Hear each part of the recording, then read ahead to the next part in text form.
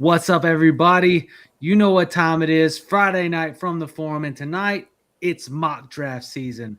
We got your standard redraft league: one quarterback, two running backs, two wide receivers, a tight end, and two flex, kicker and defense. We're running wild. I got a crew in the house. Hope you're ready. Let's get to drafting.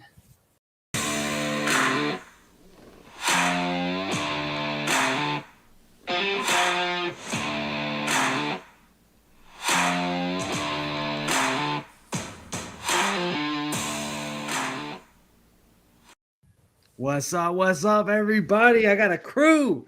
Got my guy Brian, my guy Dan, and then Hype, the one and only Greg in the house. How's it going, fellas? Good, man. How are you? Man, ready to draft. As you guys know, it is mock draft season.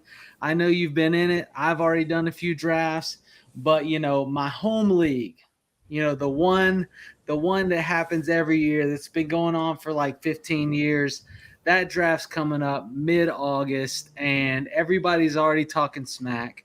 Everybody's already like pumped and ready to go. I'm hosting this year, so they've already told me that I need to make spaces for like air mattresses and for people to pass out in random places. So we're looking at a good time. But as you guys know, that's kind of the deal, right? Like we started playing fantasy with our friends, and it all started with like the standard league: one quarterback, two running backs, two wide receivers, a tight end, two flex, and then a kicker and a defense. Despite, I know, Brian, I know you've been an advocate for getting rid of the kicker and the defense, but this is the way we all started. What's your thoughts, man? It's just not happening. I've been trying for my home league every single year since essentially the inception of the league. It's just not going to happen. My wife's in that league. I've got several friends that just they think that they have such an X factor when they get to put in a kicker and a defense every week. I swear they do more research on kickers than they actually do for other positions. So it's here to stay. I'm just embracing it at this point. Hey, man, I don't know about you, but I've had kickers win me some. I'm not saying it hasn't happened to me, but when it happens against me, oh, I'm tore up. I'm not happy at all. Oh, that's funny. We got some people in the chat. Chris, how's everyone tonight? Doing good, Chris. Thanks for tuning in. Jacob, nothing better than your home league. Man, ain't that the truth?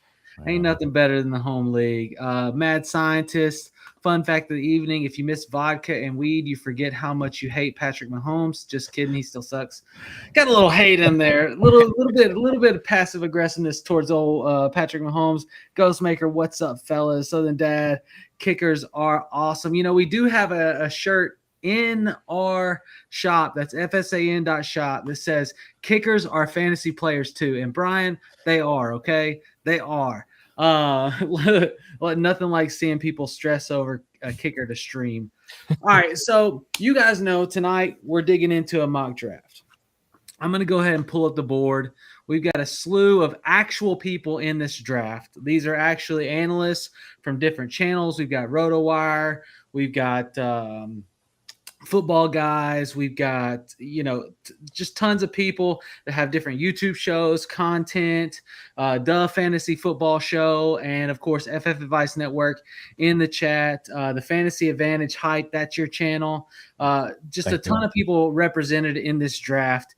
And we wanted to make sure it's that way so that you could see how draft picks may actually fall. You hate watching mocks with the drafts that just like where they're just auto drafting. So these are real people actually in the draft.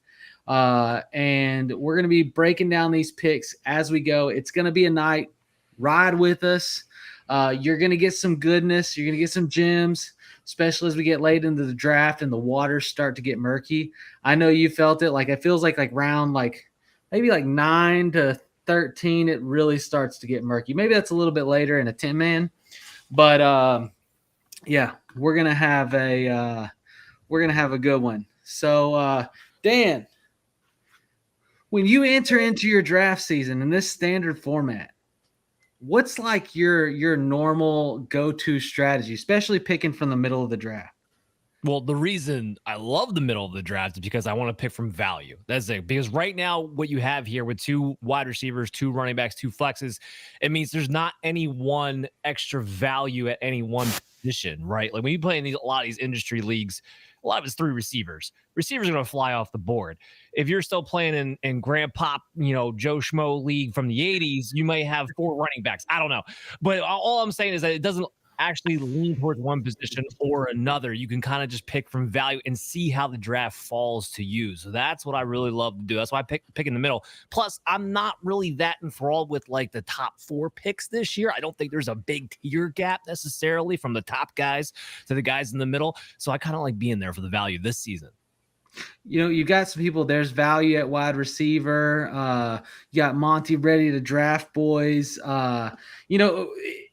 And then some more comments on the defensive and kickers. Hype. I know you're a running back guy. You're sitting there at the 3rd overall pick. Is this what's your typical process going in that early of a pick in your redraft? It's kind of the same idea, letting the draft come to me. It's in that top 3, it's usually best player available. Who do you want? Wide receiver or running back? 9 times out of 10, lately I've been going back to running back. I've been the last, 2-3 years I've done like wide receiver heavy, but running backs seem to be making a comeback. And I think it's hard for me to pass up on any of the top 3 options there. We got Jacob there saying, what spot or area is best this year? Early, mid, or late? Snake draft, of course. Brian, what's your thoughts? Where do you want to be at? I guess if it's just any old league, like in a vacuum, I would say right in the middle.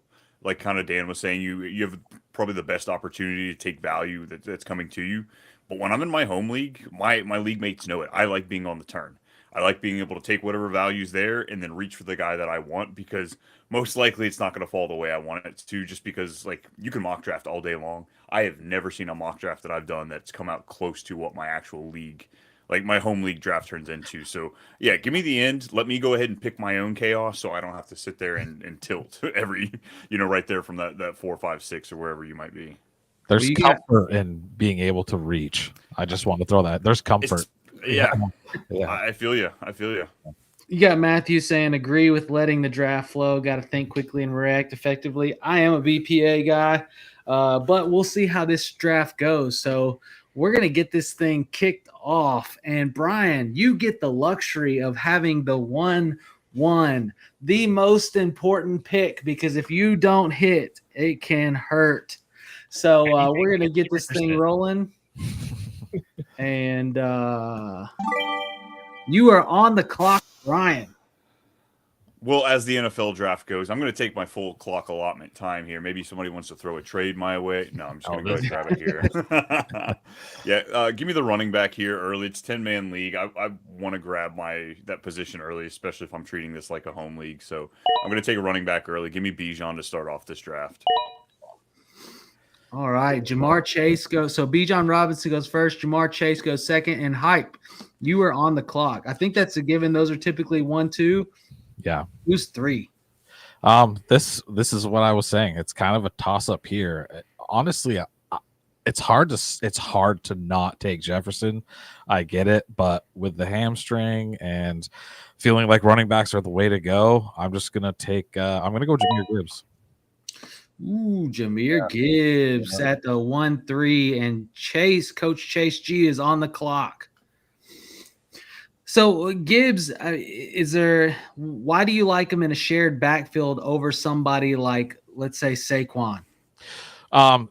Gibbs just has so much versatility. Saquon has barely anything in the passing game, at least what was shown last year. It's not a part of the plan for the Eagles offense, and Gibbs does both things amazing. And even though he shared with Montgomery, he still looks like the RB2 in PPR. There's just you're locking and loading with Gibbs every week. You have nothing to worry about with him. Well, there you go. Saquon goes at the 1.4 right after Gibbs, right after Hype takes his guy. Dan on the clock, and you take Ashton Genty. Really? Look at this running back that's happening. Is that early. the fan bias right there, Dan? No Tell us CMC why. for me? Well, first of all, if you're taking CMC in the first round, you're a gambler on a whole other level than I am. Okay. Like I love that he's looking explosive. I love that he's looking healthy. I hope it's for my team, but I'm not taking him unless it's the second round pick, for me personally. Ashton Genty's walking into a situation where Chip Kelly, you can trust him to do one thing, and one thing only, and that's feature the running back. I don't know what he's going to do with the passing game.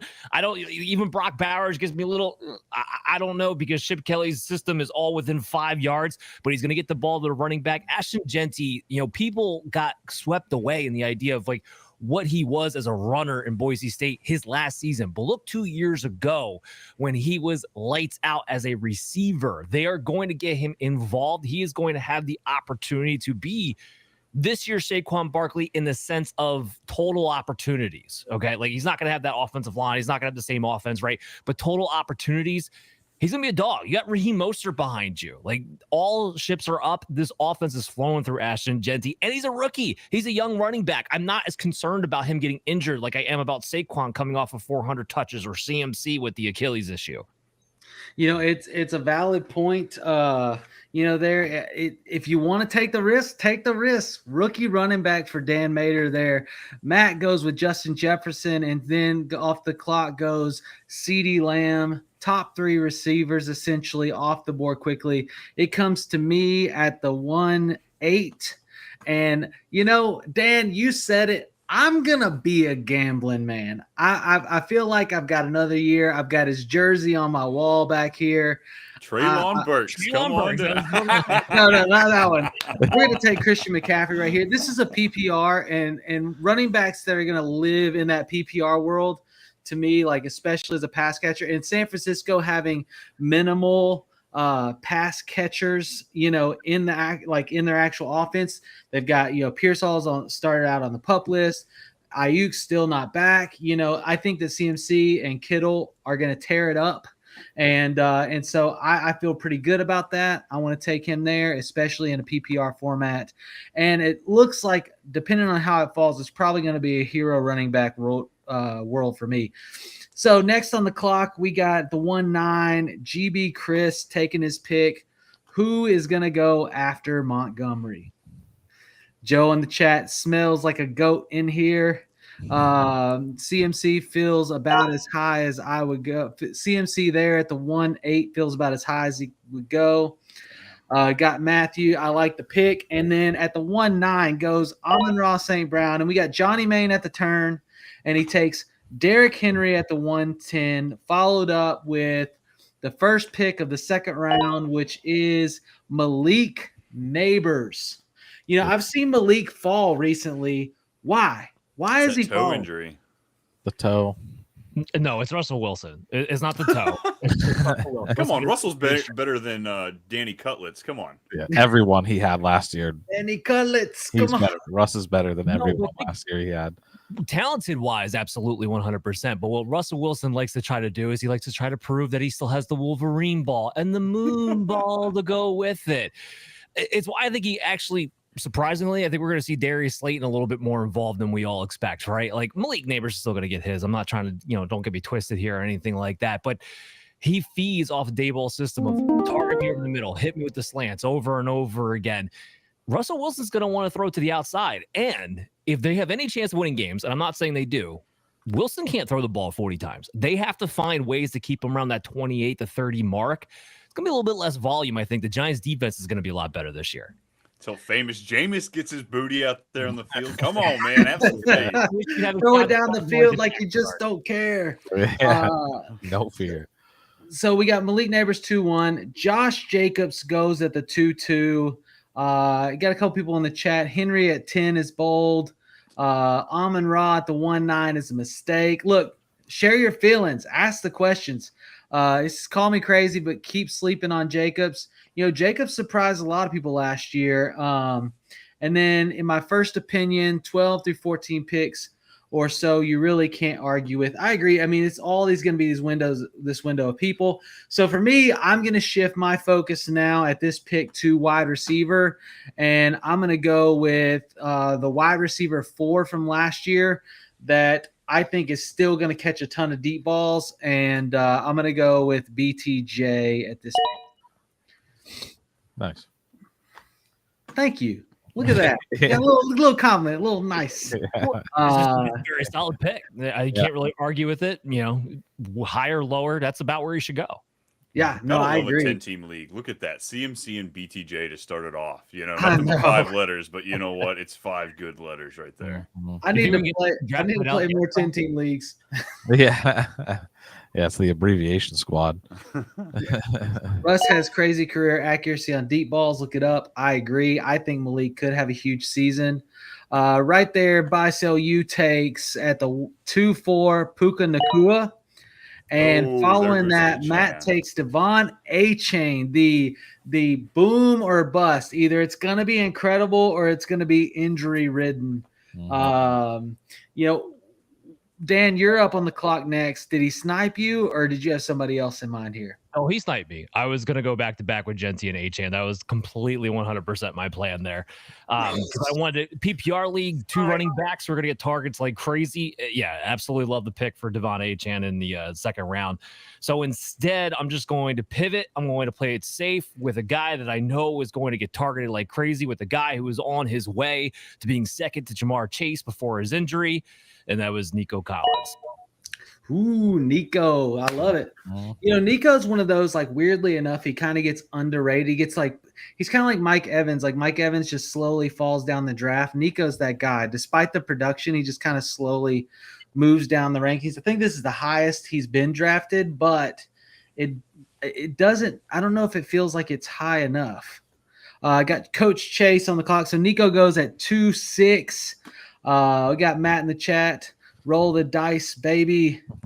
And Chris, Puka makes me nervous.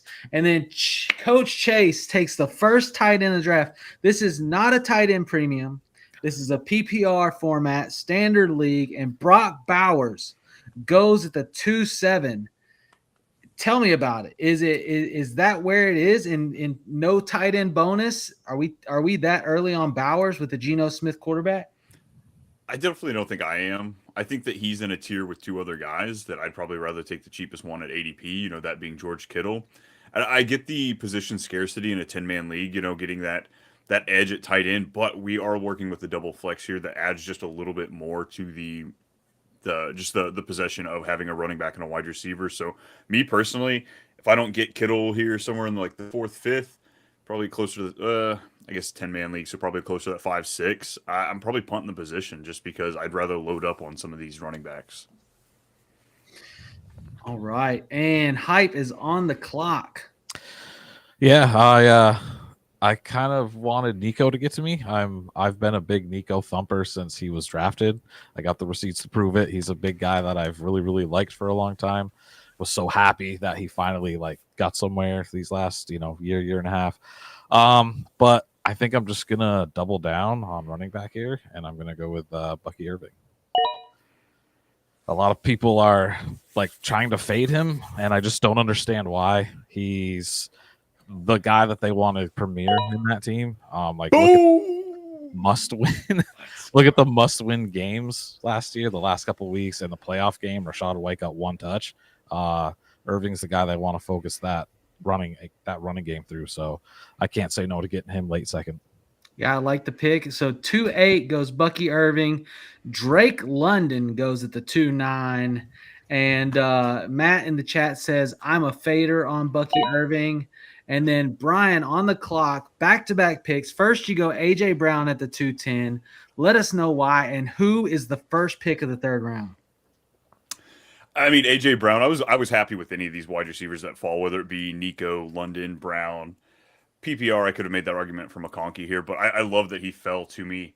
The Eagles ran at just an absurd rate last year. We have to see some more passing. It's a harder schedule for him, so a lot of that's baked into it. And AJ Brown is just absolutely amazing when he's out there on the field. So glad to grab him as my first wide receiver, and then running back Chase Brown's going to be my guy. I have him over Bucky Irving. I have him over Josh Jacobs, and this being a PPR league, a horrible defense. I know they got Shamar Stewart finally signed today, but I think he should just absolutely feast in the passing game. All right, so Chase Brown goes to the 3-1. Matt saying in the chat, I love Chase Brown this year. He's got a lot of possibility there. Jonathan Taylor goes at the 3-2, and Hype, you're back on the clock. 3rd pick of the 3rd round. Got 2 running backs on your roster already. Where do you go here? Well, I would like to do receiver, but there's not a lot of guys that I like right here.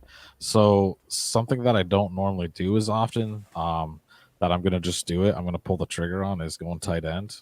I'm gonna grab Trey McBride here. I thought you were going to give up your pick. I was like, that's a good call there, buddy. Come on. Oh no, I'm not usually an early tight end guy. But it's hard to resist getting Trey, especially when he just seems like the best value at that pick right there. I don't love any of the receivers. I'm not huge on McConkey this year. No hate on his talent. Just the way that the offense is built. I don't love it. I think his cost is just a little too much this year. So Trey McBride at the 3-3, second tight end off the board.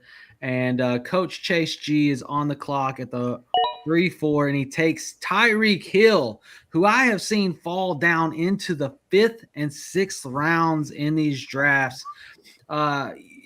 Dan, are you? I mean, you're up next. So, kind of tell us: are you in on Tyreek? Like, can you think he can have a comeback year this year? And then let us know who you're picking here at the 3-5. Are the Dolphins in on Tyreek? Did you guys see the Tua conversation there where he's pretty much just like, yo, this dude needs to earn back the trust of the team, and almost blatantly like that. I don't know. It's hard for me to believe that a wrist injury makes you not be able to run, and that's kind of what we saw with Tyreek Hill last season. The good news is Jonnu Smith's out of there, right? So it goes back to target funnel to the wide receivers. I'm willing to take Tyreek Hill in the 4th round. I don't think I'm willing to take him in the 3rd round just because you're betting on a guy who might be at that age cliff. Now, as far as I go here, I'm kind of with you guys where I'm in the in-between tier here, where I think the best values in the 3rd round are still the running back and wide receiver positions, but I don't think there's much separation between like a Ladd McConkey, a Garrett Wilson. I'm looking at a Kyron Williams. I'm and I want to say my next pick, so I'm hoping he falls me in the 4th round. But no, come on, help the folks out, Dan. There's sharks in this one, Dan. I don't know if it's gonna happen. We'll see. I'm gonna go with Ladd McConkey though. I'm big on the Chargers offense this season, especially in PPR leagues. Ladd McConkey is going to be a really good target all the way through, and I think having a guy like Trey Harris on the outside is actually going to help out because now you have a 3rd level deep threat that actually opens up that 2nd level, which is where McConkey's just going to live, right? And it's going to go right there. So I've been talking about Justin Herbert, who I'm also a little bit higher on ADP. All they had to do after their bye week from week 5 was start throwing the ball 32 times a game, which, by the way, is like the league average to throw the ball 32 times a game. Ladd McConkey was a wide receiver 1. Justin Herbert was a quarterback 1. So all I need to do is throw the average amount of times, Greg Roman, and I'm going to get top 12 performances out of Ladd McConkey every game. I like the Ladd McConkey pick. We had a big talk about it the other night on the IBT show, and I think he's going to continue. I think that last year, even if he does 100 yards less and 1 touchdown less, you're still going, oh, I'm really happy with that performance out of a 3rd round pick. Got Josh Allen going at the 3-6, first quarterback off the board. Now for scoring, these are standard 4-point passing touchdowns, 6-point rushing touchdowns in your standard draft format. So, these running quarterbacks have a slight edge. So I can see Josh Allen going there early at the 3-6. The 3-7 goes Garrett Wilson, and I am on the clock at the 3-8. And this is where everything doesn't pan out. Like, I'm secretly hoping there that Ladd McConkey just falls like 3 more picks there, Dan. So you ruined me on that. You have to take JSN. Look at your team. Nothing but acronyms there. Come on, man. I don't have to. I can't look. That's a tough one for me. I can't get behind the JSN, and that's strongly based on the quarterback. But I'm going to go ahead and pick in my opinion, what's going to be the wide receiver 1. And I never take tight ends this early. But I think the separation at the position can create a roster level advantage for me, especially because I feel I can get running backs and wide receivers a little bit late. So I'm going to take George Kittle here at the 3-8. Really out of character for me, but I think that he's just going to be 5 to 7 points better than the rest through the season. I trust you get through the turn. I thought I was a 49ers fan here. Right? Yeah, you've got all Niners, man.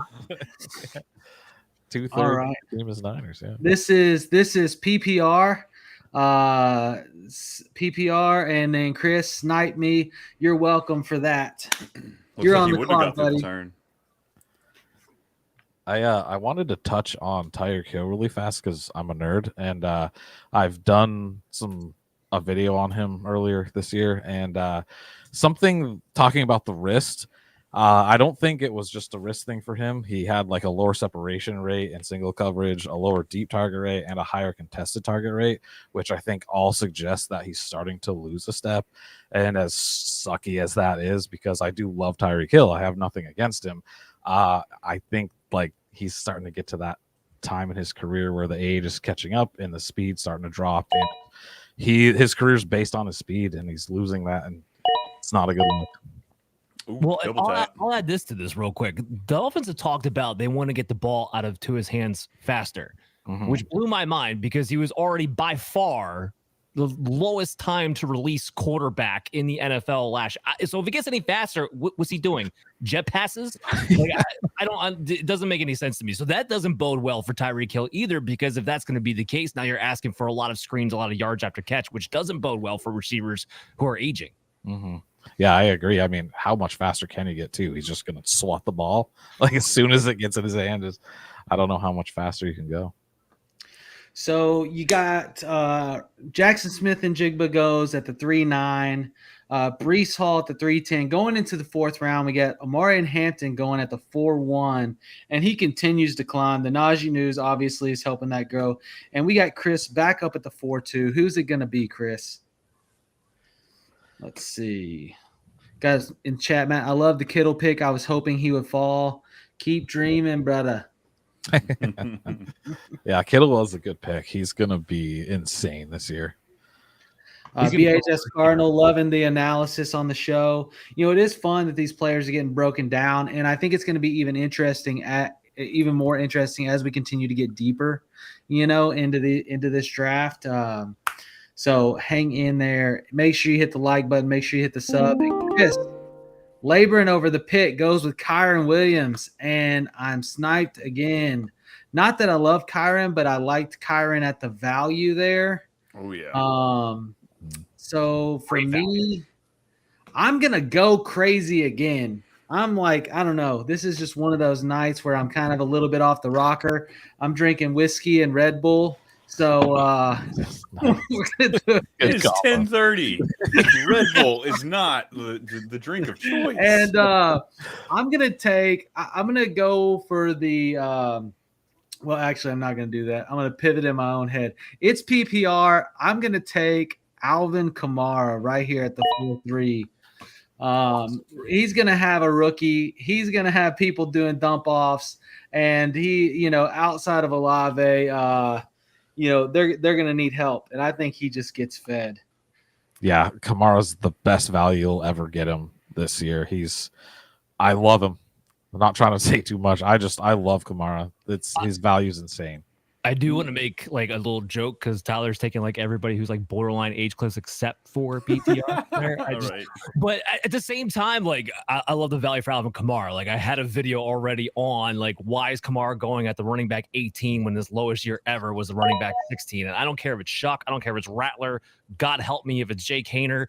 But either way, when you break it down, it's check down. It's check down all day. PPR, check down. Targets are going to be there for Kamara. Yeah. Hayner got first team reps today just to throw that chaos out there. I know, which is why I brought it up. Gross. My mind. Gross. That's disgusting. Oh, the guy wanted fell. Oh, thank you. Oh, Kenneth. So let me go through this real quick. So at the Kamara goes 4-3, Marvin Harrison Jr. goes 4-4, and buy and sell you is setting it up, going 0 RBs, got 4 receivers right off top. Lamb, Nakua, Garrett Wilson, Marvin Harrison. Great roster build so far. T. Higgins goes to the 4-5 to Matt from Football Guys. And then Dan, your guy fell, Kenneth Walker. Tell me why you're about it, especially when I've already seen a few little things here and there about banged up and not banged up, and, you know, the typical Kenneth Walker narrative. Look, maybe he misses 3 games. I don't really care. So Kenneth Walker in bad offensive systems, not conducive for running games under Ryan Grubb. And we all know Shane Waldron's a moron based on what we got to see on the inside of Chicago. Still had explosive games that would literally win you weeks. He's great at one cut north-south zone running, which is exactly what Kubiak's going to be bringing to the table. It's Shanahan's running scheme for Kenneth Walker with his kind of explosiveness, with a better offensive line after they invested it in the draft in the offseason this past year. And it's Sam Darnold. They didn't bring Sam Darnold in to throw the ball 35, 40 times. They brought him in hoping we can keep it 28 maybe.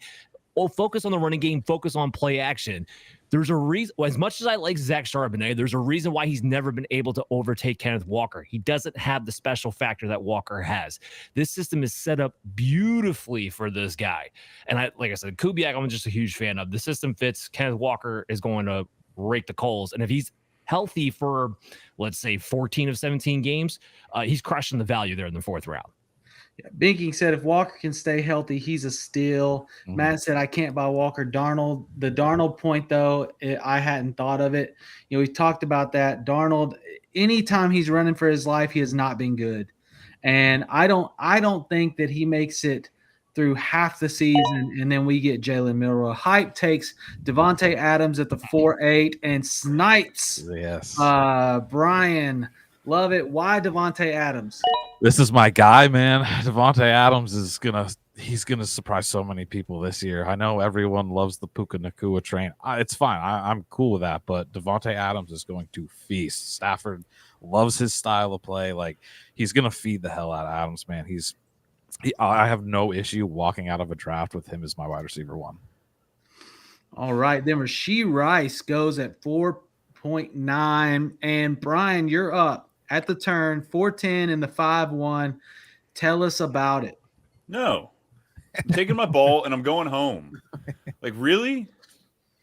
Sorry. Like, look, we've had one quarterback. We're going to go into round 5 with just one quarterback taken at this point. I'm about to take James Conner just because the running back value is just falling off a cliff. So I'm going to go ahead and grab this. I should be taking a quarterback here. I'd love to take Hurts to tie him with A.J. Brown, but you still have Lamar on the board. Jaden Daniels I've got him at 4 behind those Hurts and Jackson, but goodness, I don't know if I want to take a quarterback. Y'all aren't going to clear them all off, so I'm just going to wait one more round. We're going to hold off, and fingers crossed, right? I saw all he's doing right now in training camp is checking it down, but DK Metcalf is making way too much money not to see some targets, so let's go for my wide receiver 2, DK Metcalf. What happens with Mason Rudolph week 2? Hey, that's all right. He made Calvin Ridley viable last year, so I'll take it. When there's only one target out there, it's not terrible. It's not terrible. So DK goes at the 5.1. Chuba Hubbard goes at the 5.2. And Hype, you're back on the clock at the 5.3. Yeah. I don't love DK Metcalf, just to touch on him real quick. I don't know. It just feels weird to me this year. Something feels dirty. I don't get it. Shots fired. Goodness. He's not a separator. Rodgers likes separators, and he doesn't do it. So I feel weird. But he'll probably prove me wrong and go crazy this year. But anyway, at my pick, what you were just talking about, Brian, the quarterbacks. It's kind of hard to not take some of these guys right now, but thinking that I'm in a 10-man and there's some value that will be way later, I'm going to go with DJ Moore. I think he is Ben Johnson. I think he's Ben Johnson's Amon-Ra this year. He's going to do a lot, and I think he's going to beat the hell out of his ADP. Oh, wow. Okay, so DJ Moore at the 5.3. I think that's some of the earliest I've seen him go. So way to go up and get your guy Hype. He probably doesn't make it back to you. We got at the 5.4, Lamar. The second quarterback goes off the board. Lamar Jackson at the 5.4. And Dan's on the clock at the 5.5. What's it going to be? There's a lot of different directions I can go here. So the 5th round's really interesting from this position because how I go here will literally dictate the rest of my draft. In this scenario, and this is where we're trying to figure out, all right, what's the value going to be for the rest of this draft? And just ADP wise, from what I have seen, I like more of the deep dart wide receivers later on than I do the running backs. And I think there's a lot of quarterbacks later this year that can be valued. However, oh goodness. I can't pass on Jalen Hurts after, they got away with it, guys. Again, I don't know how they keep letting the rule not get changed, but guess what? Tush Push is here to stay. Give me 10 touchdowns rushing. Let's go. All right. I mean, you can't. I don't disagree. He fell to me in the Scott Fish Bowl in the second round, and I had to take him.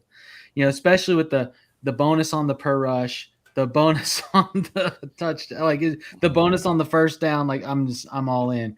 James Cook goes the 5-6, and buy sell use on the clock at the 5-7. All wide receivers taken so far. Let's see if he shifts it a little bit. And see, Matt said he took the Josh Allen Cook stack in Buffalo. I mean, somebody's going to rush it for a touchdown. Right. Matthias, and I don't like all 10 teams. Come on, people. Hey, bring on the hate, baby. This is how it rolls. If you don't like all 10 teams, then that means everybody's doing pretty good because they're messing everybody else up. This is a live draft, real people. This is a simulation of how it actually happens, not how the system auto drafts against ADP. Matt said haters.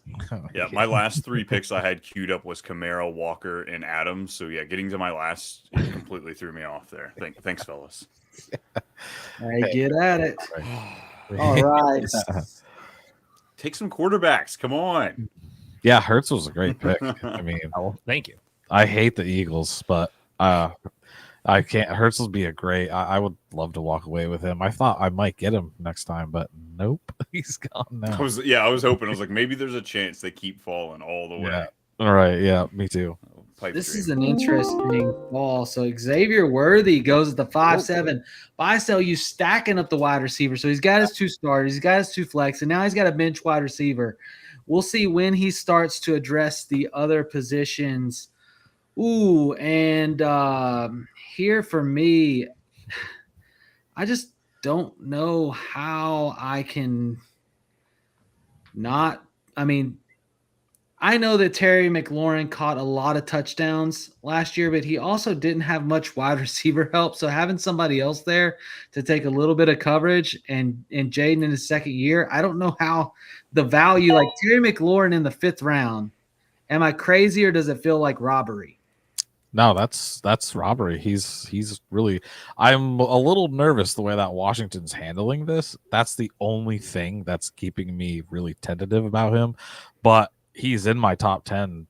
If he plays, he's in my top 10 this year for fantasy. So, yeah, I love Terry. I think it's the right value, Tyler.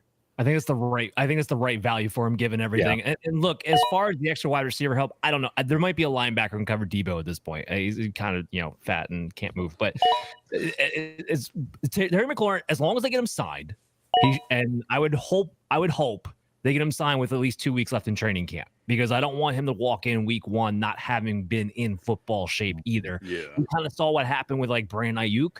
What happens when you don't get that time in, and then it leads to lack of production. It leads to the potential of injury. And I'm not saying Terry McLaurin would burst his ACL if he didn't, but it does lead to those type of things. So this deal needs to get done within the next 2 weeks for me to feel good about it.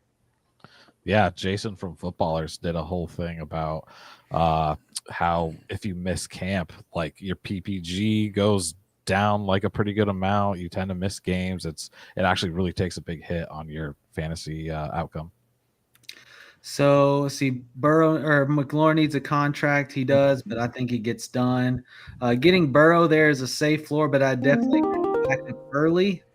And then we got Binking 5 wide receivers is crazy. Watch him take number 6 next. He might. So at this point, I want him to. Yeah. Here, so I have a wide receiver that I really want here, but the way that this is where you got to kind of watch the board. And I feel like the way that running back position is thinning so quickly and starting to shift. I mean, David Montgomery here goes at the 6'2". So you had Burrow at the 5'9", Cortland Sutton at the 5'10", Jaden Daniels at the 6'1", David Montgomery goes at the 6'2". It makes me worry that some of my running back targets probably don't make it back around to me, and it's a pretty distinct drop off from there. So I'm going to take I've got my 2 PPR machines. I'm going to take another guy that I think is really going to shine in a PPR format in an offense with another young quarterback. And I'm going to slightly reach a little bit here at the 6'3", and I'm going to take Travion Henderson. Don't hate it. Yeah. Trey's going to be good. He might start slightly slow. He'll be awesome this year. And I got Kamara McCaffrey, to hold me through until he gets going. So buy, sell you back on the clock, 6'4". He's got 5 wide receivers. We have to shift, and that's another reason. Like, he's going to take running back there, or I feel like it. And so I wanted to go ahead and get, and he does. He takes RJ Harvey with the 6'4". Brian, is there any weird worry? I've seen RJ Harvey fall because of the J.K. Dobbins stuff. Is there any worry there, or is it still RJ Harvey's backfield? I wouldn't say necessarily it's his backfield. I'm getting healthy shares of both of the guys. I want a piece of this offense. This is, I believe it's a top 3 rated offensive line across, whether it's PFF or Warren Sharp. So, getting a running back in that thing, we've seen the research done. Sean Payton's running backs, they throw to him at the 5th highest rate outside of like any other coach. So I want a piece of it. And here in 6'4", in the 6th round, it's a 10-man league, so it's probably closer to like a 4-5 turn and a 12. But I'm okay with it. I don't mind taking the risk. We know rookie running backs, they're going to hit. We don't know, not necessarily all of them are going to break their ADP, but he's one I'm willing to take that shot on. Yeah. All right. So Monty goes Sam Laporta at the 6'5" and grabs his tight end. He now has his quarterback. He has his starting wide receivers. He has his starting running backs, and he's got his tight end. So now he's about building a good bench. He's got his starters. Dan comes in, and you take DeAndre Swift, who is somebody I have not been for. And Vocally, why are you in on DeAndre Swift right here at the 6'6"? Well, it's kind of weird because I think this might be the first draft I took DeAndre Swift, to be honest with you. So it's kind of a situation where we're here in the 6th round, and I'm looking at the other running backs on the board. Joe Mixon, I'm not touching with a 10-foot pole. He's already hurt. He's old. Pacheco could be in a 3-way swing. We have no idea. Quinshon Judkins is not even under contract. Aaron Jones now has Jordan Mason to take away potential touchdowns. Everyone likes to crap all over DeAndre Swift. Oh, he ran out of town with Ben, but he still had 1,000 yards rushing with Ben Johnson that final year. He was still pretty productive. Roschon Johnson hasn't showed us anything that he can actually take over this backfield. Maybe he's annoying in the red zone, but Swift's going to catch the ball. Swift's going to be the main running back. This is going to be a much better offense. He's my 3rd running back here. He's playing in the flex. He's got too good of an opportunity for me to just kind of pass, considering the tier that we're kind of looking at, and the wide receivers are kind of in the same boat. We're all kind of the same guy. I want to see how it shakes out in the next round. Yeah. Awesome. Sorry. Awesome. Go ahead, Brian. No, keep rolling. Tet McMillan there at the 6'7" rookie, and Hype, you're on the clock at the 6'8". Yeah. Swift he's great for your 3rd running back. I don't love him, but that's fine. Like, there's potential in that offense. Although Ben Johnson loves 2 running backs, so do not skip on my boy Roschon. But George Pickens, I'm going with him here.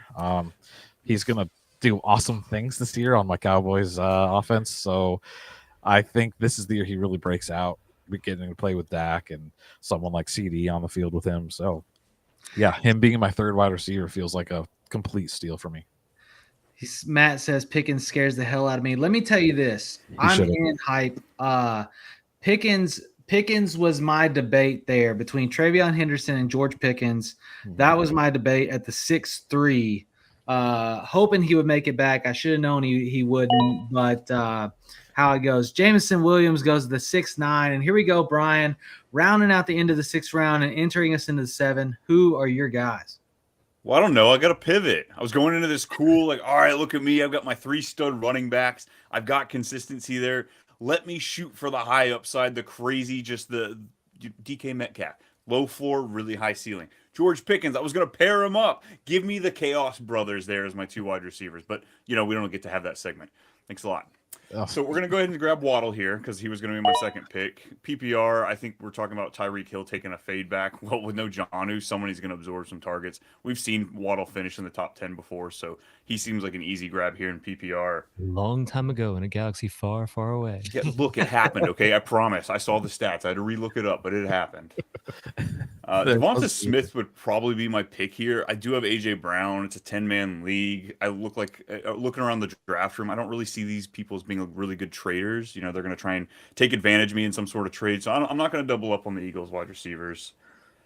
Oh boy, do we do it? No, I don't want two Pittsburgh players. Oh my god. You know, all right, let's go for upside. Liam Cohen's coming to town. Does madness happen? Can we get a top 8 offense from him? Give me one of the just the biggest smiles we've seen come out of the draft, I think, ever. Give me Travis Hunter. All right. Okay. Travis Hunter goes to the 7-1. Save me a little bit of headache since I already have BTJ, and I was like considering it. Judkins goes to the 7-2. So wait. We got Rice and Judkins on the same team. Can we just look at that real quick? Hey, look, somebody does not care about their off the field shenanigans. Okay, it is what Justin it Tucker is. going over here too once we get to the kickers. Yeah, his team is cell block 9, bro. Goodness. That is not. We got. Yeah. Man, I was hoping JMO would fall. He didn't. Waddle needs to stay healthy.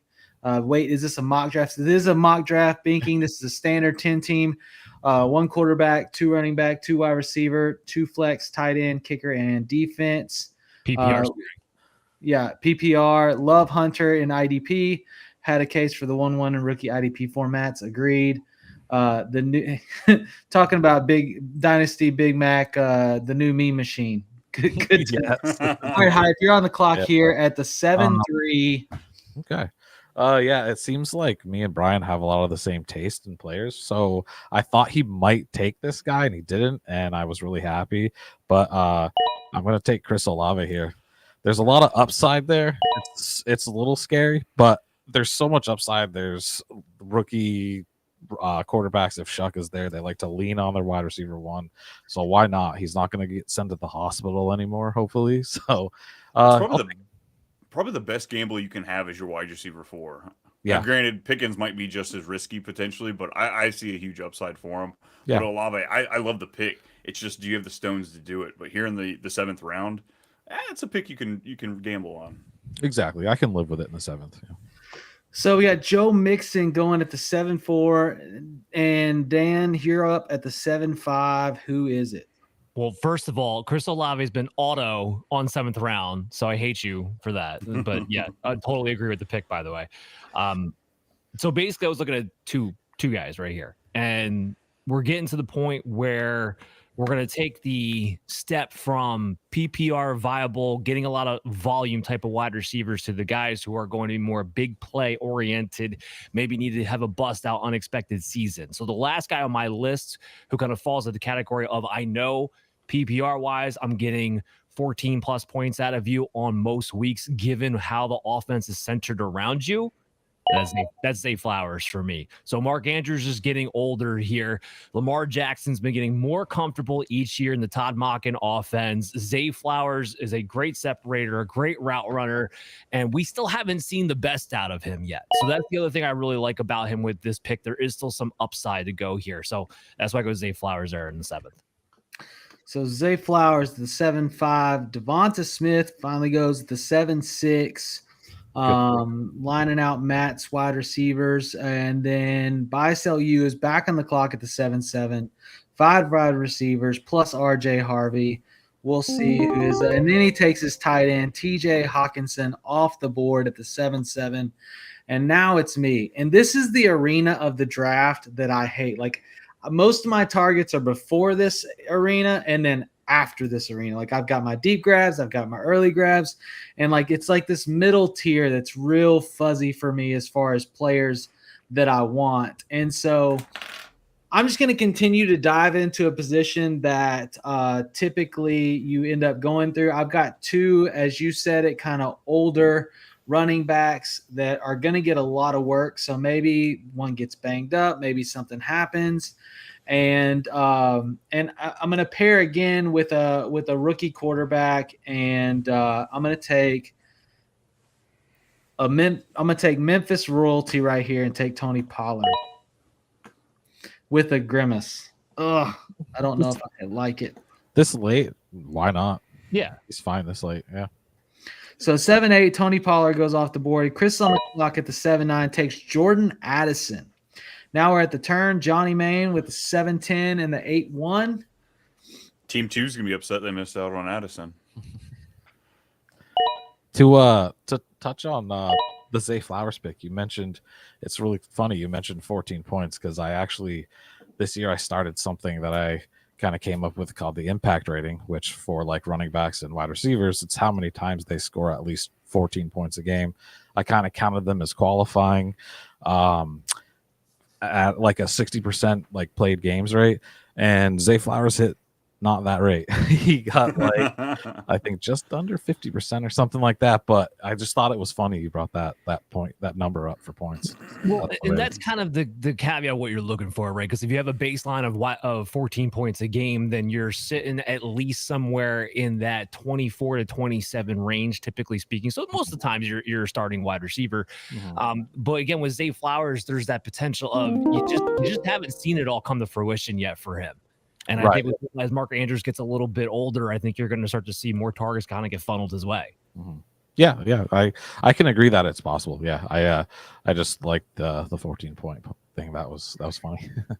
Yeah, so here I don't always do this, but sometimes I'll take a little bit of a defensive route, and despite the hate for the player.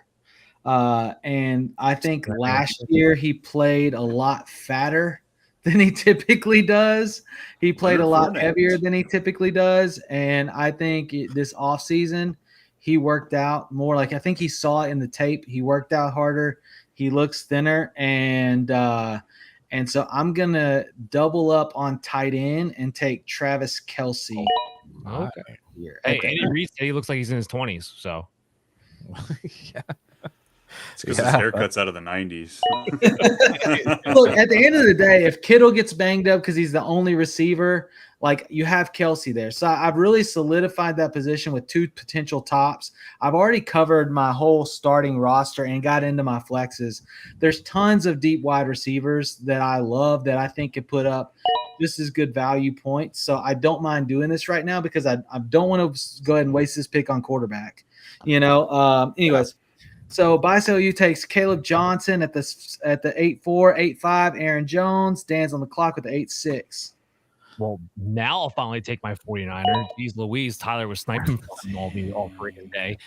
But yeah, Juwan Jennings, look, here's the thing with the Brandon Ayuk injury. One, I don't think he's going to be back till early mid-October. Like that's the earliest he could be back by.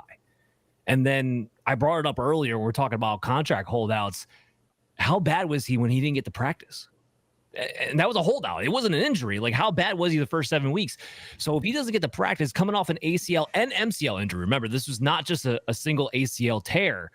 Juwan Jennings has been the bread and butter basket next to George Kittle as far as its clutch situation, its third downs. And then we saw him do something we maybe weren't sure he was capable of last season when he nearly got 1,000 yards, and it took a while for them to really sell behind the idea that he had to be their number one wide receiver, and he proved it. And then you combine the fact that, yes, it's springtime, but all reports have been Juwan Jennings head and shoulders, even when Pearsall was on the field, looks like the best wide receiver for the 49ers. They have the easiest schedule in the NFL. Points are going to be scored for this offense coming up this year. My wide receiver 4 right here is my second flex. Yeah, like I'm all about it. I'm going to have a safe floor, I know, every single season, or every single week. Love it. We got Matthias in the chat, said, how do y'all feel about Zay Flowers if he gets 2 touchdowns week 1, knowing he would only get 2 more touchdowns the rest of the year? More of a hate. Yeah, we'll see. Godwin goes at the 8-7 after Juwan Jennings, and at the 8-8, Hype, you're on the clock. Hey, can we not take somebody I've got on my queue, please? I'll try my best here. Yeah, right. We'll see. I feel like now you're making me nervous. I feel like if I don't take this other guy, I might not get him. Take your quarterback and we're good. All right.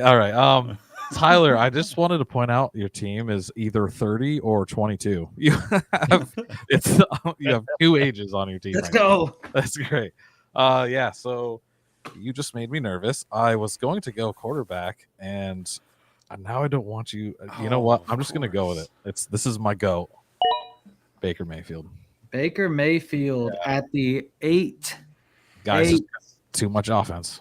So yeah, Josh Allen, Lamar Jackson, Jalen Hurts, Joe Burrow, Jay Daniels, and Baker Mayfield in the 8th round. Those are the quarterbacks taken so far. Several teams do not have quarterbacks yet. Dynasty Big Mac takes Rome Dunze at the 8-9, and Brian, you're on the clock at the turn. I'm nervous. No, I'm getting to the point where I got to start reaching a little bit more than I want to here in the draft. But this being a PPR league, I got to take this guy. He's coming off the injury, but all looks like he's ready for week 1. He had a 24% target share last year, and that was behind Nico Collins. Now he's the number 1 for his team. So there's lots of hype behind Drake May. So let me get his boy, or what should be his boy, my first bench player, Stephon Diggs. I thought that was going to be Godwin. No. Godwin's already gone. Went at the 8-7. Oh, yeah, he is gone. I didn't even. Oh, yeah. Coach Chase got him. Wow. Okay. Now I'm going to grab a quarterback here. There is a mobile quarterback that's above the one as far as ADP goes, but I'm going to take somebody who has a little bit more experience, at least in the NFL. I think they're about the same age, but give me Kyler Murray here. I really like this offense bouncing back just a bit more than where they were. I agree with that. So Stephon Diggs at the 8-10. Kyler Murray starts at the 9th round as the 7th quarterback off the board, and Dynasty Big Macs on the clock at the 9-2. Takes Patrick Mahomes. 8 quarterbacks off the board. Do we get a quarterback run right here? Is this what happens? Well, Hype, I know you're not. You just took one, but tell us who you're taking at the 9-3. Something sneaky, actually, I didn't mention about Baker is he had 60 rushes for 378 yards and 3 touchdowns last year, so he has a really good floor. It's another reason that I took him. I just forgot to mention earlier. Anywho, you didn't take the player that I wanted, thank God. I was pretty worried that Brian was going to, but this might be my favorite pick of the entire fantasy redraft season. Jacoby Myers, man. He was in consideration. Yeah. I almost double tapped him and Stephon Diggs, funny enough. Yeah, that's why you had me scared. But I was like, I can't take a 6th wide receiver, can I? Come on. Yeah, right. It's yeah, I get that. Yeah. No, Jacoby's awesome. There's a lot of things that are going very well in his favor this year in the offseason. So Geno, like the most accurate passer the last couple of years. The offense as a whole getting better. They have a run game. It'll open things up in the field. There's some players, Besh and Thornton on the team that can take some of the eyes of the defense off of them. So yeah, Jacoby's kind of a home run for me in the 9th round. Matthias, and giving a little bit of love, says he likes the draft strategy of teams 1 and 2. Could have taken a quarterback a little later though. It's a mock draft. I got to experiment a little bit. Yeah. But otherwise, I'm completely on that team. I'm with you there, Matthias.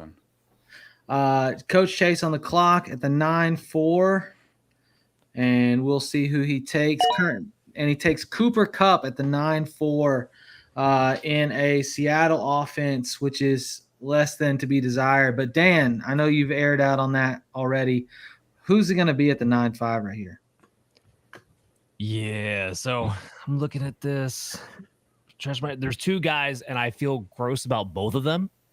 But with the opportunity they have, like after this pick, I'm probably going to be looking to go, with my dart throws, right? My upside guys. This is probably the last pick where I'm like, all right, I want one more bench guy who has opportunities headed his way that I know I can plug and play in a tight pinch in case somebody gets hurt. Feels gross. It does. But I'm going Javonte Williams. You can talk to me about Miles Sanders. Miles Sanders been cooked for 3 years. I don't know why people think Miles Sanders has something left to offer. He does not.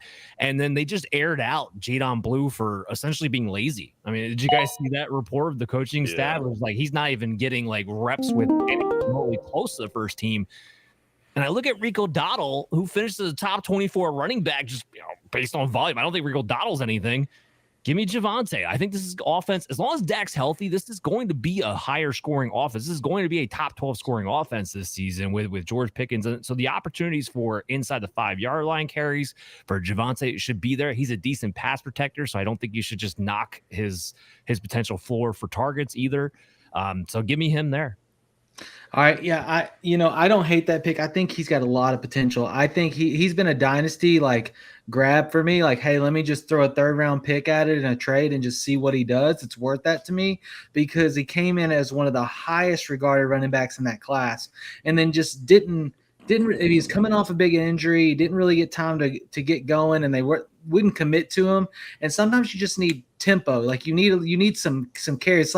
It's like Derrick Henry gets better the more carries he gets, and sometimes you need that. And I think he can get that in this offense. And so I really like that pick.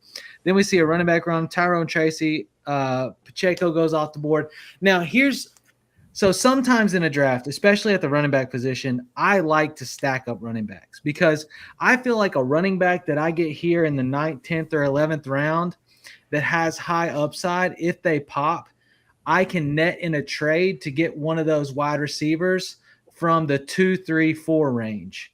So it's like a value pick. I want to overload a position. And I don't mind running all running back flexes, especially if they catch the football. But a lot of potential here in the wide receivers. Like I know who I want at wide receiver is going to be their next pick around. So I'm going to go here and I'm going to take Travis Etienne. Okay. He hasn't taken any of the running back reps so far in camp, I hear, but Yeah. I mean, who knows what that means? He's got the passing work, so why not, right? Yeah, He's and honestly, on that team, on the backfield right now. I mean, Tootin, it wasn't really prolific as a receiver coming out of college. He can't pass protect a lick, so he might not even play just for that reason. Yeah. Tank Bigsby, we know, is a 0 in the passing game. The only guy left is Travis Etienne. LeQuint Allen, don't brush off the 7th round pick. Come on. I think that they want to keep Etienne fresh. That he's been with them for a long time. I don't think that changes anything. I think he is an example of one of those players that has just fallen, and because of the narrative last year. And I think that he could easily return to decent production. Brian Robinson Jr. goes at the 9-9. Jordan Mason goes the 9-10, high upside handcuff there. Michael Pittman at the 10-1. Brian probably sniped, hoping he was going to make it back around. Chris is up at the 10-2. By the way, we have reached the halfway point, so rosters are full. We are into the bench. So now I feel like when you shift into the bench, you're looking for players that have potential to own a job, like high-end handcuffs, wide receivers that could pop off, especially young wide receivers. When I typically go heavy running back, I'll tag in some of those rookie wide receivers that are looking at significant jobs, that have really good narratives in camp, and I think one of them probably goes right here, knowing Chris, but we'll see. Yeah, he took Brian Robinson. I was really hoping he'd get back around. I think he takes Jonnu Smith at the 10-2. Did not expect that. Let's see here. Was that an auto pick? It was not an auto pick. Yeah, that's surprising. But hey, That's a pick right there. you never know. Jonnu could. I find it hard for him to take over Fryermuth completely, but Jonnu could have some use. It's hard enough to get targets to the tight end as it is, and then you're going to put him in a tight end committee situation. Yeah. I've got 2 good wide receivers that I could depend on. I've got several wide receivers in my queue that I'm going to take from here on. So I'm going to take a shot on somebody that got significant draft capital. I thought Chris was going to take them, but got significant draft capital for a team that doesn't typically spend draft capital on this position. So the possibility and the potential's there. I'm going to take Matthew Golden. Hey, he's out there when it's just 2 wide receivers, so he seems to be the better bet over Jaden Reed right now. Yeah. I think Jaden Reed. I think those 2 run that offense. I think that there you got Kraft is going to kind of be in and out there, but the as far as the wide receiver group, it feels like it's going to run through those 2, and you don't invest that kind of draft capital in a wide receiver if you're not going to play them. Period. So buy, sell, use on the clock at the 10-4. So far on his team, he's got 3 running backs: R.J. Harvey, Caleb Johnson, and Pacheco, 1 tight end, T.J. Hawkinson, and all 5 wide receivers: Lamb, Nakua, Wilson, Harrison, and Worthy. So he tops it off here at the 10-4. So, and he goes Ramondre Stevenson. That's Oh, right. Not bad. Render. I can't go on. I can't talk on Ramondre. It's gonna be it's not gonna be good. Doubling up on tight ends again. Pittman before Downs. Downs is gonna be the new Wandell. I don't know that. That's a compliment, Pittman- not really. Yeah, Pittman has been fine every single year. Like, we'll see how that works out. Monty takes Mark Andrews tight end, and then Dan, you take David Njoku at the 10-6. Yeah, so I was waiting for Andrews to come off the board because that was going to tell me when to draft Njoku, because then that's when my tier completely drops and we start getting to like, all right, we're going to be streaming tight ends after this. So remember, this is PPR. Average points per game. Njoku was tight end 5. All right. And look, there's two things you want out of tight ends in order to have a chance at the top 5. The guy either needs touchdowns or needs a ton of targets. Njoku in only a handful of games played essentially last year. I just had it up in front of me and I lost it. He missed 6 games last year. He still had 97 targets. And that was with DTR and fumed Deshaun Watson and every other scrub quarterback. Like, he was like the only guy in that Browns receiving attack who didn't need Jameis Winston to be decent. The only one. Jerry Jeudy needed Jameis to be good. Cedric Tillman needed Jameis to be good. He was the only one who was actually consistent because he was getting featured in that offense. And when you have quarterbacks who have no arms, Kenny Pickett, Shador Sanders, Dylan Gabriel, you're going to target David Njoku constantly. So you're a Flacco guy is what I'm hearing. Well, I would. Yeah. They all throw it to the ball. They all throw the middle of the ball, middle of the field. All right. Scatterbo. Scatterbo off the Scatterbo goes off the clock. 10-7. before Tracy, right? Because Tracy's on the board, isn't he? I think so. Yeah. Maybe not. No. Yeah, Tracy's already gone. Yeah, he is. Okay. Okay. Yeah, Scatty's. It's pretty well known that I'm a humongous Scat fan, and he went just before me, which bums me out. But he's gonna do well. But yeah, I took Warren because I think he still gets plenty of touches this year, and he is, featured in the pass game for them out of the backfield. And coming out of the 10th round, I'll take him as a third running back. So you got Chris Rogers spreads the ball around. I see Johnu taking over for Firemuth, Jalen Warren, and Matthias said worst pick of this mock draft. Warren's sneaky. He's sneaky. I don't hate it, Hype. He's sneaky. So you got Shakir going at the 10-9, Pearsall at the 10-10. I like that pick. And J.K. Dobbins for you at the 11-1. Is he a viable guy or is he a smokescreen, Brian? Well, right now, getting him in the 11th round, he doesn't have to be a viable guy for me. Right now he's a bench player for me. I'd love to be able to sneak him in as my second flex player, but it gives me that opportunity to get a piece of this Denver running game. And if he comes out to nothing, then, I drop him after week 3 and I move on. I make that decision. But I love the risk shot here in the 11th. Yeah. Love it. Yeah, I agree. Dobbins is, if he came back around, I would have taken him. He's a great late round shot. Yeah, Sean Payton uses multiple running backs. Period. Yeah. We know he can get 2 running backs fantasy football featured. Like, it wouldn't shock me if you told me both RJ Harvey and Dobbins were both top 25 running backs. Yeah. Well, so we got J.K. Dobbins. Tucker Kraft goes the 11-2. Nice pick. You got Chris hating that pick. I was banking on Kraft, and then Hype, you're up at the 11-3. Yeah, so to go back to Downs here, being the next Wandale Robinson, I don't think I would call that necessarily good either. But he, the impact rate I was talking about with 14 points a game and at least 60% of your games, he hit that. He was one of the 14 players that hit it last year, so he's still just fine with AR playing. He still gets plenty of points. He just has some games where he basically disappears, but getting him in the 11th round is insane, so I'll take him all day. Right? I like that. Yeah. Where it is a compliment is that, remember, Wan'Dale Robinson with Daniel Jones, especially if he winds up being the starter, had 140 targets. Like the volume was there off the chain because again, we're talking about guys who target the hell out of the middle of the field. Jones is one of those guys.